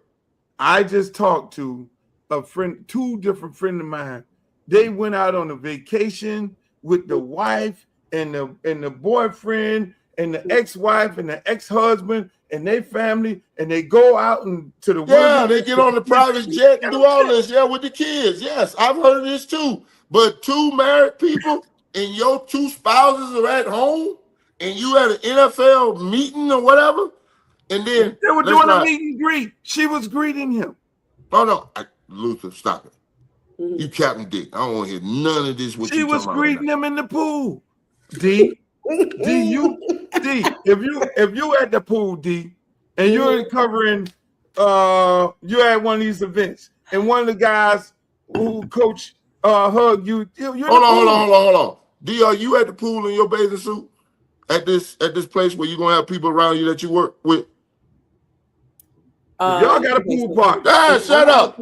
If I'm at a resort and there's people that I work with around in a bathing suit, yeah, but it's gonna be a group. It's not gonna be like, Okay, that is right there. All right. So if somebody come to you, D, and they greet you, automatically we greet like, hey, how you doing? Nobody's greeting, shaking hands. No, we hug. It's a hugging nation. I greet a lot of people with a hug. Yeah. Yeah, you automatically do it. So they got a pool. They got the bathing suit on. So how about when we land there beside the 2 lounge chairs in the pool side by side, Luther? How we got there? Because they got there because her bed was right here and his was over here. And so they shot it at this angle. You don't know who's on that side and you don't know who's on the other side. No. That was in the little pool area right there where the ladder come down and you walk into the water. The shallow end. These are 2 married people that was not having any kind of hanky-panky with each other. No, I just saw them together and I wanted to explain it. And then, can you explain why this woman said they were talking about somebody putting up their famous husband? They put a clip up because since we bringing up bullshit with Bain, let's bring up bullshit with her. So she was on the show and they was asking her, about this dude, doing his wife. She's like, well, my husband's average, so I don't put him up and I don't feel. And then they showed her husband on the thing. And she was like, well, we're average together, He makes me better because he married me. And then came on the show with Brian Mitchell and another dude, the Washington Redskin little podcast, and say, I don't want to be called Diana anymore. I want to be called MILF. Mm-hmm. Well, so I say this to say all that. I mean, everybody's looking at this as if all of that happened at one time. Like this is over the course of her career. Oh no! This is a pattern of behavior I'm giving you. What yes. I'm saying was it a problem then, or it's only a problem now? Oh no! I'm sure she was sneaking and creeping. That's how these people got. No. Hold on. I'm not done. I'm gonna give you the flow. We can't interrupt each other. That's not a conversation. That's why these people were set and ready to take these pictures because they had heard and know about previous little rendezvous that they wasn't ready to shoot that camera. That's what this is about. Trust me, believe. And I want the husband of that girl to call Vrabel old lady and just put together when they thought if something hanky-panky or something was going on, and I guarantee you come together like peanut butter and jelly. Stop it. I guarantee you, D, now watch his face while I say this. I guarantee you there have been men come to you and say, Warren Sapp, I want you to knock down my wife. I'm shaking my head, yes. Look at his face. I'm shaking my head, yes. Look at his face. I've heard all of these stories. Twice. Happened. That man is soft. He's soft. He's soft. He has no problem with big time celebrity athletes, long as because he could have been got rid of her a long time ago. He's accepting these things. Hold on. Now, I'm not. Y'all ain't finna sit here and tell me a man that was called average, after he had done text his old lady right before she called him average. Have a great show on Get Up. Do your thing.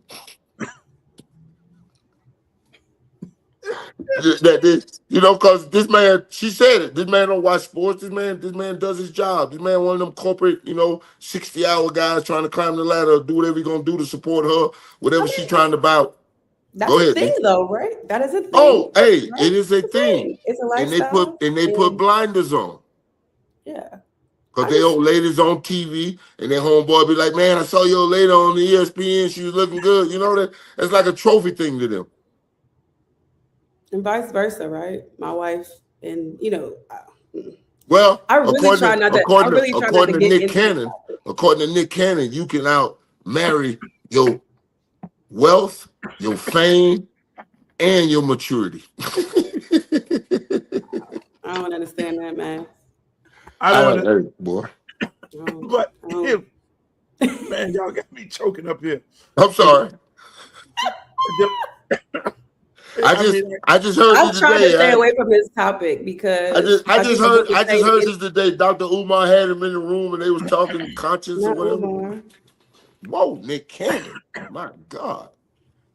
So let me just say this, right? Let me just say this to you two. Since we've been on here,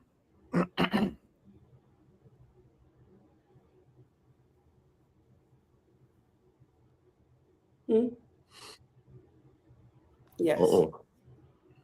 They fired them. She resigned. Good for her. Good for her. she resigned. Y'all just got this woman fired. No. I ain't got nothing to do with it. I have not said nothing about it on purpose. So why would she resign if she didn't do anything wrong? Now she's stuck with the boring. It's not about doing anything wrong. It's the great words of the Tony Dungy. Perception is reality. It's not about You what think you the did network or let her didn't. go? The great words of in the words of the great Tony Dungy. Perception is reality. D, Here's what happened. You're female. You cover sports. Is this a bad thing for women in sports? Can y'all hear me? I was making sure y'all can hear me. Here's what happened. So the pictures get leaked. Your job comes to you like, hey, what's up? Hey, we was just, kicking it, friends, nothing's going on. Cool. All right, cool. We're gonna run with that. That's what her employer says, right? This is what happens, right? Media does what they want, not the main media, right? Or everybody's individual podcast says what they want, start spilling this, all these clips start generating, like you brought up. Then her company says, okay, we're about to launch an investigation, right? Even though they already just stood beside her and behind her when she said, we was cool, we just kicking it, we friends. Now, fast forward, this investigation starts. They like, we gonna need this, we need that, we need to see your emails, your text messages. We need to invade your privacy to see what's really going on. And she like, I ain't about to do all of this. I'm not doing all this. That's how you get fired. When you make that first statement, you never get a second chance to retract that thing. But if your company stands behind you and say, hey, what it is, and then as the story matures or evolves or takes a turn, and then sponsors go to calling. Exactly. So they want to do an investigation, and she like, no, we're not. Perception is reality. Would you say you say they were not together? Of us three right here, who say they wasn't together? Raise your hand. Exactly. So let me D. Can you hear me, D? I ain't never not heard you. So D, you have two situations here. You got two prominent women. My hand down. My hand down. Rita, you just got here. So you had two prominent women. You had Joy Taylor, and you have this lady. Allegedly, what did Joy allegedly have some? Now it used to be. Hold on. Bringing Joy Taylor in there. I think you should remove Joy Taylor. I ain't gonna let you do that. I ain't gonna let you do that to Diana. I ain't gonna let you do that to Diana. I ain't gonna let you do that to Diana. Diana just got pictures on the roof, a hug in the pool, in the spa, and people say they wasn't with six friends. What Jason Taylor's sister did over there, boy, stop it. But how do we know? Has that been confirmed? Like, what did Joy do? Joy didn't allegedly. Do that. I like allegedly. Joy. I really like Joy. Allegedly. We have allegedly. When you run, like I don't even know why. Like, hold on. I got this for you, D. I got this for you, D. You got I got this for you, D. You got six and a possible. What you say? You got a wife? No, I got 6 kids. I got 6 kids. I'm doing the ex-wife. And 4 baby mamas. 4 baby mamas. Yeah. Now, when allegedly, if Joy Taylor ran Jason, I Love the Strip Club with big boobies all the way to Nashville. When Jason Whitlock come out and say, boy, I knew I had to get out of there.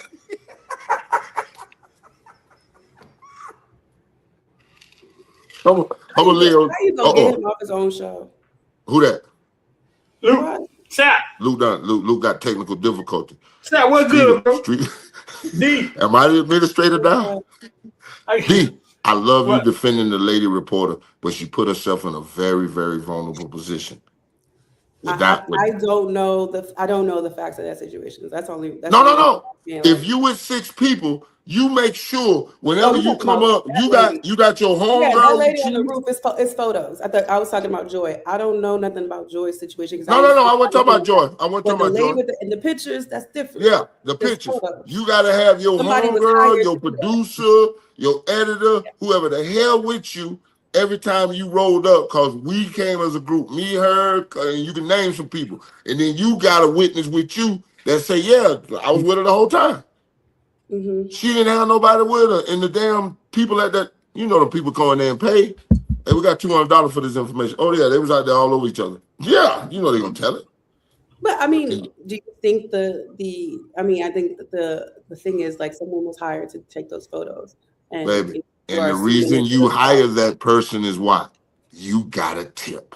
Someone told you this was going on. Someone says when they go to these little owner meetings and whatever, these two are together. Just like they used to have a story about Bill Belichick had a new niece at the owner meeting every time he showed up.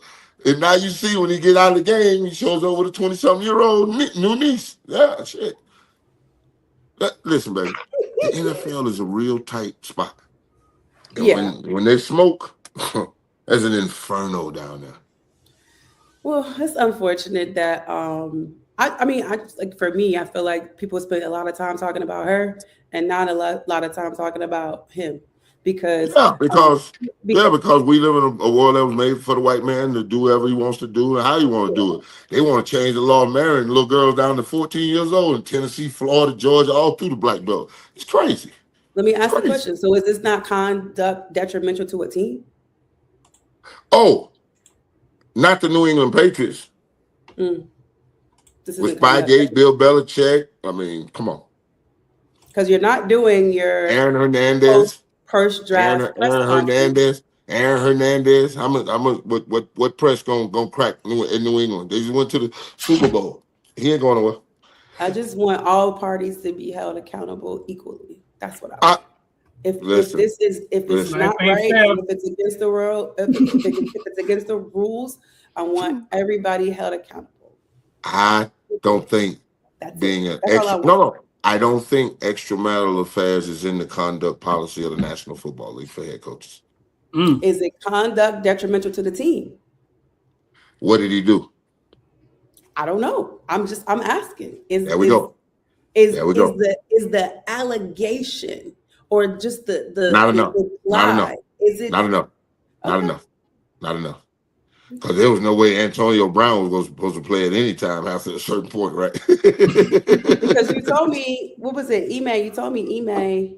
Ime Udoka. That's basketball on a different level, and he wasn't even married. He was.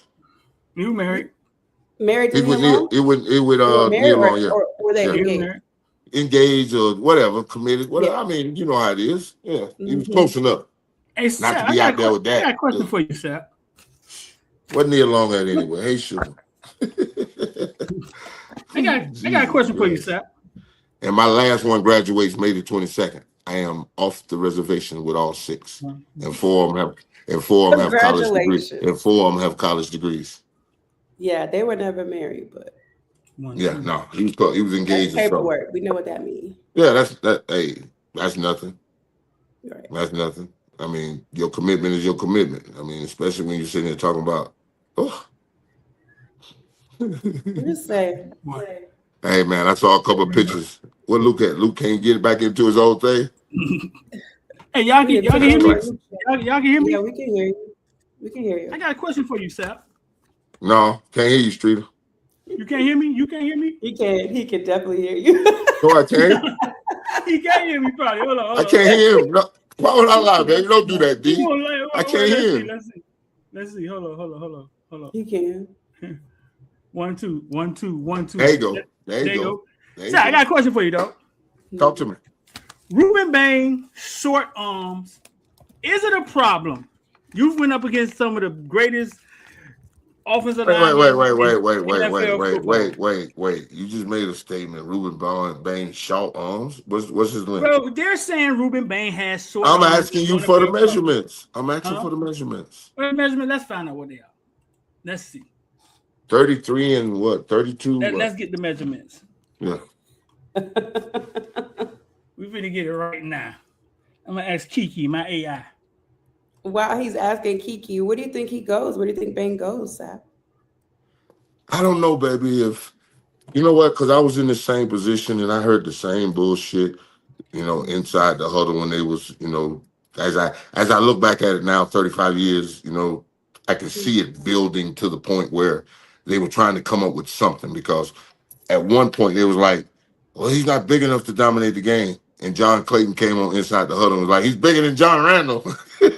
So, you had your people, and then you had certain people that was trying to, construct this narrative, I wasn't big enough, this, that, whatever, all kind of crazy stuff. I'm like, damn, did the tape get bad? You turn the tape on, do I make less tackles for losses? There's no chance you're looking at this telling me I'm not the player you want. But, they built it, and now I see this here. It looks like the same play.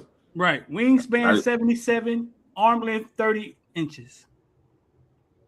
And what's 30 number 3 to be exact. Wingspan 77 and a half. 77 and a half. Yeah. And what's your boy number 3? What's his measurements? Rueben Bain? I mean, no, Mesidor. Okay, yeah. Let's see. Yeah. We got a great barometer right there. You know what? I think these people fail to realize that a year ago they told us Shadura patting the ball was, going to be an issue. But when Mendoza does it, it's timing and patience and the mechanics of throwing the ball. Ain't that a bitch? It's a lot. That's been going on forever, though. Yeah. Mendoza's watching the draft with his family in Florida. I would too. I would not let him trap me in New York. I tell everybody, go fire up the barbecue in the backyard with your homeboys. Akeem Mesidor, 32, arm length, wingspan 78. So we talking about 0.5 and 1.5. That's when the NFL become a game of inches, because I see NFL refs pass away yards every time they mark that ball. So you tell me something new. Give me something new. 0.5 on the wingspan and 1.5 on the inch. Yeah, and I'm so glad you're on this line. I was about to say something so left. Whoa, I was about to say something so They did the same thing to you, Sap? No. Oh. They did. They said I wasn't big enough, and he ain't big enough to dominate the game. They was like, no, well, he's bigger than John Randall. And it was always something else they was coming up with, And then it got to the draft, and then it would just drop 7 drug tests on me, It was always something, this, that. His arms aren't long. His arms are 33 3/4. They tried it all. Trust me. I went through the same thing. Your combine experience. I'm just curious. Now I can't hear nobody. I gotta go out. Oh Lord. Luke messed it up. Say something, D. You wasn't talking. No, can't hear her either. Dang. You can hear me? You the one that's technically sound. You gotta go. You got me now? You got me? Yeah, we can hear you. Yeah, we get you. That street are doing That's the thing. I asked about your combine experience. I hate this for this kid if that's what's going to happen, because, well, at least he'll be at the crib. He won't be stuck in New York with nobody with the camera in his face. Hey, let me ask you. I wouldn't even let him in the yard. Can you hear me, Sap? Sap, you get me? Nope. You can't hear nobody. Can you hear me? Nope. No. Oh yeah. Jesus Christ, StreamYard, you suck. StreamYard, you suck. StreamYard, this is horrible. This is horrible. What the hell? Luke want to tell us we got her fired. D, ain't that wild? No, that happened. I can't hear D now. I can't hear nobody. Street. You can hear me. 1, 2. I got you, Streeter. I got you, anybody Streeter. hear Yes, me? I got straight. you. We straight. We straight, Luke, man. can That's you all we Y'all need. hear me? I can hear Luke. Straight. There we go. We straight. Now you tell me, because I know Everybody. you know who all this Grace that Stop, played. you gotta leave and come back. Tell him to leave and come back. The Grace at Trash Pile? Okay. Yeah. Give me your top 3. Top 3 greats that played there. What we going off now? High school? We talking about how far they made it? Just give up the name and we should be able to dictate what we talking about easily, right? Lamar Jackson. Yeah. Yeah. Dalvin Cook. Two-time MVP, one unanimous MVP. Let's not play with that, man. You talk that playoff shit to somebody. Yeah, man. You talk that dumb shit to somebody else, man. I'm a real G, man. I know what this man is capable of doing. I live, breathe quarterbacks. I know what kind of weapon that is. That's some shit you don't want to wake up on Sunday and gotta go face. No kind of way. Lamar Jackson is not in the Hall of Fame, is he? Not yet. And You got Lamar? Who else? He only played at the Mecca one time. You gotta go Levante David in there, right? He can't hear you, Luke. Tell Sap to leave and come back. Lamar Jackson, Dalvin Cook. Oh, everybody can hear Sap. We all can hear Sap. Yeah, Dalvin Cook. No, Sap can't hear us. He can only hear Streeter. Sap, you can hear me? No, he can't. Andre ain't play there. Yeah, Andre Johnson played there. Damn, I'm about to say, hold up, dog. My last badass recruit at UM ain't played there. Come on, man. Andre Johnson played there. Y'all got a gold jacket at Transpile. What the hell? What y'all talking about? Frank Gore. Y'all about to have another one, and Frank was 16,000 yards. No, Sap can't hear me. I'm about to braid his hair up top. Frank Gore. Yeah. Can't hear me. Frank Gore. Marvin Shade Tree Jones. Braid his mohawk. Yeah. And Derek Thomas. Got DT, of course. Larry Little didn't play on there? Yeah, Larry Little played the Trash Pile. Okay, that's what I thought. Shit. Did Ted Hendricks play at Trash Pile? Did Ted Hendricks play it? Yeah, I think so, yeah. When did they build that stadium? It was named after Nathaniel Trash Pile. Let's see. Yeah, get on the computer. Streeter, can you hear me? You get on the conversation? Sap, you hear me? You hear me, Sap? He can't. Tell Sap to leave and come back. Sap, you gotta leave. Tell Sap to leave and come back. Streeter, tell him to leave. He can only. Streeter, he can only hear you. Tell him to leave. Streeter, can you hear me? Go out and come back in. I will. All right, I'm going. You the only one he can hear. Luke, we 500 people. Got 500 people in here, Luke, man. Like, y'all need to like and share, man. Go hit that link, man. Yeah, ladies and gentlemen, let me reset the room. Hey, look, welcome to the Uncle Luke Show. We got my man Streeter on here. We got D Love Sports from D Love Sports, Streeter from Footballville. We got the Hall of Famer, former Colorado Buffalo coach Warren Sapp, the most highly decorated Hurricane in the history of the University of Miami. That's crazy. That's him. Y'all talking That's to crazy. him. He's in the flesh. That's crazy. No, that's crazy. Stop. Can you hear me? He coming back. Frozen. Where's Carlos? Yes, sir. Carlos, can you hear me, Carlos? Yes, sir. I am here, Luther. There it is. Hey, so we back. Carlos. Yes. When all those people started, when Rueben Bain came to Miami, they thought everybody said he was going to break all your records. Well, you saw this dude grow up. I was hoping. I was hoping because I didn't have no records. I was hoping he'd break all Daniel Stubb record of Kenny Kennard Lang or whoever the hell was up there on that list. I thought you had all the records. How you became? I got all the trophies. I'm the most decorated cane in school history. So he'd had to win the Defensive Player of the Year, the Conference Player of the Year, and do all of that, and then win the Lombardi, which he could have done, and then win the Outland, which he could have done. I didn't win the Outland. They gave away my trophy to Zach Wiegert, but that's a story for another day. Oh, you sound like you're His face. I'm sorry. Is this thing on? Yes, it's on. Everybody got quiet. Sound like it was like, okay, all right, here we go. Well, all right. I'll give you the story. Dick Wise, they used to call him Hoops, and he wrote for the New York Newsday, the one that folded like a big magazine. Mm-hmm. He was writing an article, and he was a Outland Trophy voter, and there's only 12 of them. There's only 12 voters. So he called in early and put his vote in. And he asked the guy, he said, I'm doing a story on one, and I'd like to know if he won the award. You mind if I listen in on mute? He was like, yeah, no problem, because they had his relationship. He pushed mute. He said he heard my name 8 times, and he was the 9th one. So he hung it up and wrote an article, and it's called Dandy Kane. And it was coming out the Christmas edition of the New York Post paper. They had to call him back, and he had to change his story, and they had to stop the printer.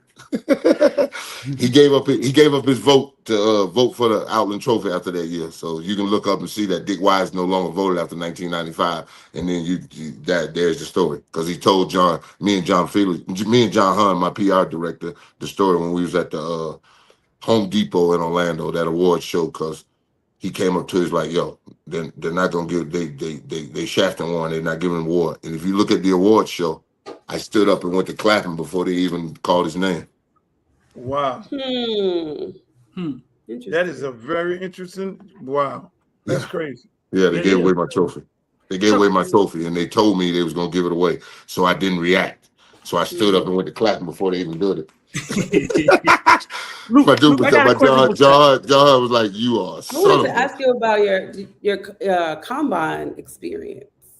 I went to the combine, and I would tell any young man this throughout the last 35 years. I would have told him the combine ain't designed for you to make money unless you're some free agent that went and did the Adam Archuleta or the Mike Mamula situation where they work out warriors, and that's what they designed to do. And all 32 teams don't want to speak to you.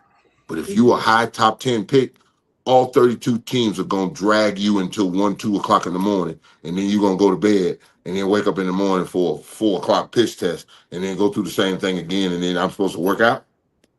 What? Mm-hmm. No. So I didn't work out. And my combine experience was just going through the damn interviews, and the New York Giants handed me a damn 454 true-false questions. I'm sorry, say that one more time. Hold on, say that one more time. The New York Giants handed me a test that was 454 true-false questions. Man, what? 454. How long did it take you to complete that? About 2.5 hours. What? But they had that Apex One New York Giant jacket, and I wanted. Was it a Scantron? Was it a Scantron? Oh yeah, you bubbling. It was a Scantron. Oh yeah, you bubbling. Oh yeah, no, you bubbling. So they can stick it in a machine. Yeah, you bubbling. A big sheet too. Biggest Scantron I've ever seen in my life. And I had I had a minute high school, college, and everything. The biggest Scantron I've seen in my life. Unbelievable. Crazy. I can't make this shit up. Crazy work. Hey, Sap, say, Lou, I got a question for Sap. Sap. So my guy X, you can hear me, Sap? My guy X came up, Luke X came up with, he took every college in Florida and made an offense and a defense of all Florida team, right? So he went back to like 85. He took every college in Florida. He went back to the 80s. He took every college, think what I'm saying now. He took every college in Florida and he made an offense and defense greatest team. Sap, it was 2 defensive tackles. Do you think you were one of them? I've never made anybody on the list. One is Jerome Brown. And you are the other one. Oh, shit. I made somebody list? No, X from Caneville, he created this yesterday, man. And he only came up with the Pouncey twins and got dang on Javon Curse for Florida fans, and they went crazy. Oh, went crazy. Yeah, I'm sure. They lost their mind. I'm sure. Hold on. He only had 2 D linemen. No, 2 D tackles. Me and Jerome was in 2 D tackles. 2 D tackles. Jerome Brown and Sap was the other one. Sap ain't think he made. It's me the most decorated cane ever, bro. Like, dog. listen to this. I was looking at this. Somebody just sent me this historic NFL thing. In the history of the NFL defensive tackles, I fall 8th. Who the seven? Who the 7 dudes? Who the 7 dudes? Yeah, 7 more in front of me. Well, they put the 5 first ballot Hall of Famers, Aaron Donald and Alan Page, in front of me, and Johnny Randall. Yeah, I know. Where do you think you should be? Honestly. Oh, I'm in the top 5. I mean, there's only 5 first ballot Hall of Fame defensive tackles in the history of the game. Merlin Olsen, Bob Lilly, Mean Joe Green, Randy White, and myself. And then Aaron Donald will join that company when he get there. But Aaron Donald didn't want to play in the NFL. I did when they was running that A gap coming downhill. Nah. Nah. he wouldn't have lasted it there. He would have liked that. You got to get down. You got to stick your nose in there. That's just the real of it. I put the tape on and we can analyze it. You know, I know what I'm looking at. I love the way he rushed the pass. I love that he took advantage of all the one-on-ones they gave him. He was supposed to. Shit. He wasn't going up against Hall of Famers. He was going up against scrubs. Yeah. I can name you 5 Hall of Famers I went up against. Hold on. So you don't think anyone Aaron Donald went up against is going to be a future Hall of Famer? Name me the 3 best guards in the National Football League, Donald. I'm just asking. I thought that shit. No You tell me. You're the media lady. I'm the one that's sitting in the hall You looking back. Expert, right? I can't. No. I used to be an expert analyst. I was looking at the TV today and they was doing the hockey playoff. I said, damn, I used to know hockey, baseball, basketball. I don't know, but the SGA and the Oklahoma is the number 1 seed and the Knicks is the Detroit is the number 1 seed and the Knicks is what, number 2? Boy, that World Wide West got them boys jumping over there, huh? Boy, got them jumping. You remember how he used to yell the Bunsen burner when we used to hang out and shit? And now he got the Bunsen burner kid, burning it up. Boy, life is funny, boy. Life is funny. Really funny. Zach Martin, Quentin Nelson. That's who Aaron Donald faced. Quentin Nelson. And Joel Bentonio. Those are the best 3 guards he faced. Larry Allen, Randall McDaniel, Will Shields, Bruce Matthews. Are you kidding me? Are y'all really kidding me with who you just said? That scrub up in Indiana? I'm gonna say it again. What? No, you can't call the man a scrub. Yeah, I can. I call all offensive linemen scrub, and they want some. They can meet me in any yard in America, and I come get it. Because if it's just one of y'all, you know your ass is grass. It don't take more than one. Peyton Manning center a scrub. Boy, Jeff Saturday is a center. We're not talking about centers. He's talking about the guard. The one Zach Martin is from Dallas. That was the pick, and he's gone now, ain't he? Quentin is all pro. Quentin Nelson. Yeah. Quentin Nelson, the dude. That's the one from Indianapolis. Yeah. He don't match up to Larry Allen and Randall McDaniel, Will Shields. Joel Bentonio. Huh? Joel Bentonio. Boy, you better stop. No, George, let me see where he played at. I'm talking about household names I played against. Hall of Famers. That's what I'm talking about. Dudes that went to 13, 14 Pro Bowls in a row. Ain't none of these guys Aaron Donald went up against. I got one for you, Donald. Go back to the Jet game. It's a Jet game. The Jets actually beat them out in L.A. Watch that whole 4th quarter of how frantically he's trying to make a play to win this game. And he ain't got nothing but one-on-one with 2 guards you couldn't pick out of a lineup. I used to watch it because I loved it. I loved the way he played the game. I said, boy, if they ever would to let me take off like that, the quarterback don't make it to the 3rd quarter. I think Nelson has the accolades that you are referring to. So, how many Pro Bowls in a row he got? I don't know how many Pro Bowls, but I feel like he is the. You said he got the accolades. I'm talking about 13, 14 straight Pro Bowls. Okay, he doesn't have 13, but I'm saying he's all pro. Like, does he have 7? But I don't. That's how many I had. 7. Does he have 7 in a row? I can look it up, but I think he is the closest to what you were referencing. So, I don't consider him a blocker like that either, baby. When he went outside, he faced Trenton Williams. He faced Trenton Williams and Jason Kelsey when they lined him up outside. So you want me to go outside to Willie Roaf, Jonathan Ogden, and Orlando Pace? Hey man, y'all keep sticking y'all foot in this, man. But I'm telling you, God it damn, was a different Orlando game, Pace. man. God. It was a different game, man. Y'all better stop playing.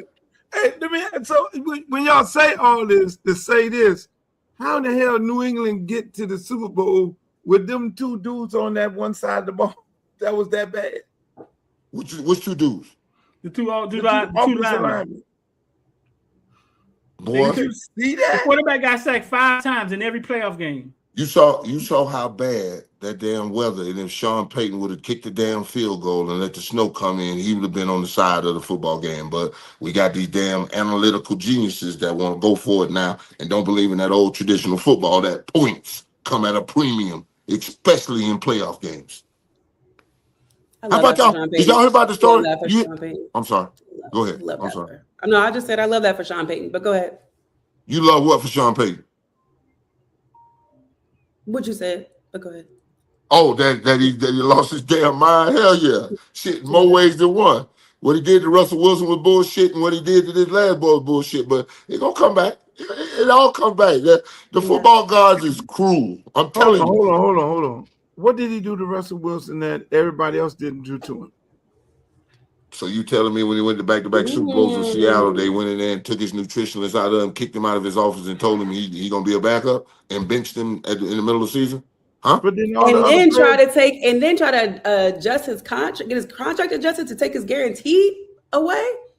Come on. Hey, but you know what? Luke one of them guys. Luke one of them ex-coaches. So whenever you get on these coaches, he flip. He'll flip fast. Y'all feel sorry for Russell Wilson. I don't feel sorry for him. I don't feel sorry for him.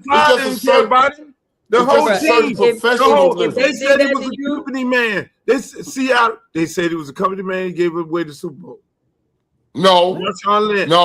What he did was he went over and lobbied for the pass. That's what he did. He went over and lobbied for the pass because Bill Belichick had ran in his fat ass goal line unit.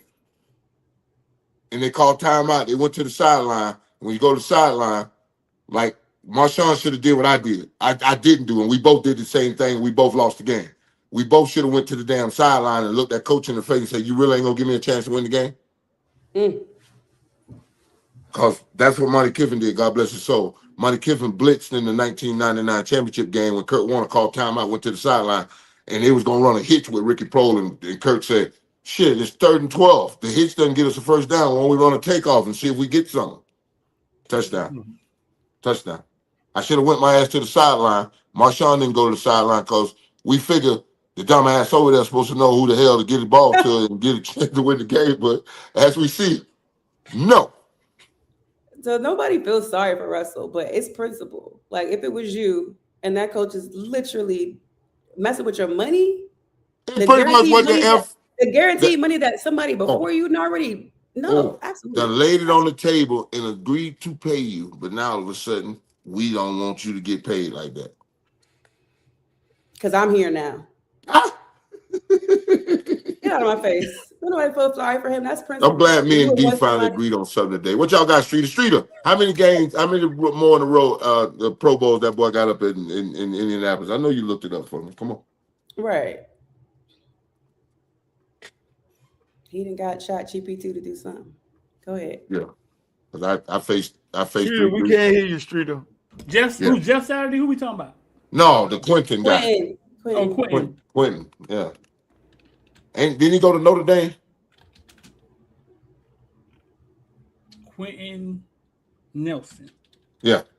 Didn't he go to Notre Dame? 7 Pro Bowls. Right with me. That's a defensive tackle stats. When we talking about offensive guards and we talking about the premium, baby, double digits. Let me help you, D. Double digits. When you get to double digits, now you talking about a Hall of Fame career. Okay, how many years did he play? 8. I think he only missed 1. 8 years? 8 years and he made 7 Pro Bowls? Oh yeah, he on a good run. I think he's 7 out of 8. D is a Pittsburgh Steelers fan. Retired. Whoa. No, she ain't over there no more. Ain't no sister over there after they did what they did to Mike T, my coach. Retired. Ain't none of us be over there. He's just trying to start mess. Oh no, cause he a Cowboy fan. That's what he's doing. I know. Yeah, you used to be a Cowboy fan too. I did until Jerry Jones said all Negroes will have their toes on the line on the national anthem. Look. Oh, I mean, look, man, y'all get off them Cowboys. That's what y'all need to do, man. We ain't get on them. You brought them up. Nobody want to talk about their dead ass. Ooh. Did y'all do any moves in the offseason? We never signed George Pickens. Oh no, they didn't. No. Franchise tag, right? Yeah, that's what I heard. Franchise tagging is $23 million or something like that. $24 million. And I think he mad about it, right? Yeah. He said he wanted the big Jerry check. Jones, he has the same agent that Micah has. So let's keep that all in mind, by the way. Him and Micah Parsons got the same agent. And Jerry don't like that. No, but Michael Parsons is much younger and was going to demand a much bigger salary on a longer scale of time. You can stop Pickens with a 2-year deal if the numbers right. Baines and Mesidor, who's going first? I'm hearing they loving Mesidor. Oh, really? Mm-hmm. Couple people I talked to, they was like, man, because I just looked at him and like, what's up? Hey, man, you see them guys at Miami? I said, let me guess, you like Mesidor? Yeah. I'm telling you, they trying to direct the narrative for some reason. I'm telling you, man, I don't like this at all. I don't like it at all. Somebody just want Bain to fall to them. I'm telling you, they don't direct it to fall to them. They just, I don't know what you call it. I don't know what you call it. Baines' stock would have went up if he paid 3 technique. Oh, he would have been, but then they would have came. He's too small to dominate the game at that size. I could see him saying that in that position. Because what's he, 6'2", 280? Yeah, but he's taller than Kalijah, right?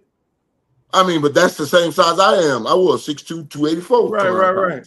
Yeah, but them NFL dudes Aaron like Donald, 6'2", 280. Same thing. Yeah. That's a 3 technique. But they not going just trust me. Just trust me. They were going to say he was too small. Arms ain't but 30, what was it, 30.5, 30 and a half. Inside is close contact, faster contact. Man, trust me, man. I've heard it all. I've heard every which way you can tell me that this guy can't play, and I always laugh at it because me and Chuck Darby don't fit nobody all airport team. And I'll take me and him any day of the week and kick ass all Sunday. What? Come on. Wow. Hey, ladies and gentlemen, I enjoyed it. Sap got to go join the earth over there. I see it in the air. Join the earth. That's the cleanest way I can say it. That's the cleanest way I can say it. Hey, man. I'm finna build me an appetite because I'm going to dinner in a little while. How about that? Hold on, before I let you go. That one oyster place, where is that? Oh, I get home tomorrow, buddy. We going this weekend. I ain't seen Show Enough in a while. I will come scoop you and we going. Don't leave me. I don't have to wear this hat. Hey. There's an open invite. There's an open invite, Streeter. No problem, brother. Ain't never. Do you want to ride too? That's right, I guess. Like Streeter was in the car. He was on top of the car. He was gonna go anyway. Streeter ain't gonna let nobody leave here, but Don't leave me. I leave the hat home. Don't leave me. Forget me. So Luke. Now you got a P-rated show that can't nobody enjoy themselves in their own living room talking to you. That what's going on? No, you can enjoy yourself. Okay, I was just checking. Man, it's Uncle Luke, man. No, man, Luke ain't no filter, man. Trump done messed all that up. You can be who you want to be. You be who you want to be when you. Hey man, according to Trump, you could be Jesus healing people. Exactly. Trump is the new nasty as you want to be, man. You can do whatever you want to do and run for whatever you want to run. Ladies and gentlemen, the things that Warren Sapp do and Streeter talk about on this show and D It's not the views of not the views of the Congressman Luther Campbell of the 20th district that we gonna vote in. That's right. That's they right. can do whatever they want to do in the confines of their household. That's why I came on the StreamYard. This is StreamYard. This ain't us together. And when I get with you, we're gonna have a cigar. We're gonna have a cigar because they ain't got it right in Florida just quite yet. We got to get 60% on the vote. But I'm in Colorado right now, buddy, the land of the free, home of the brave.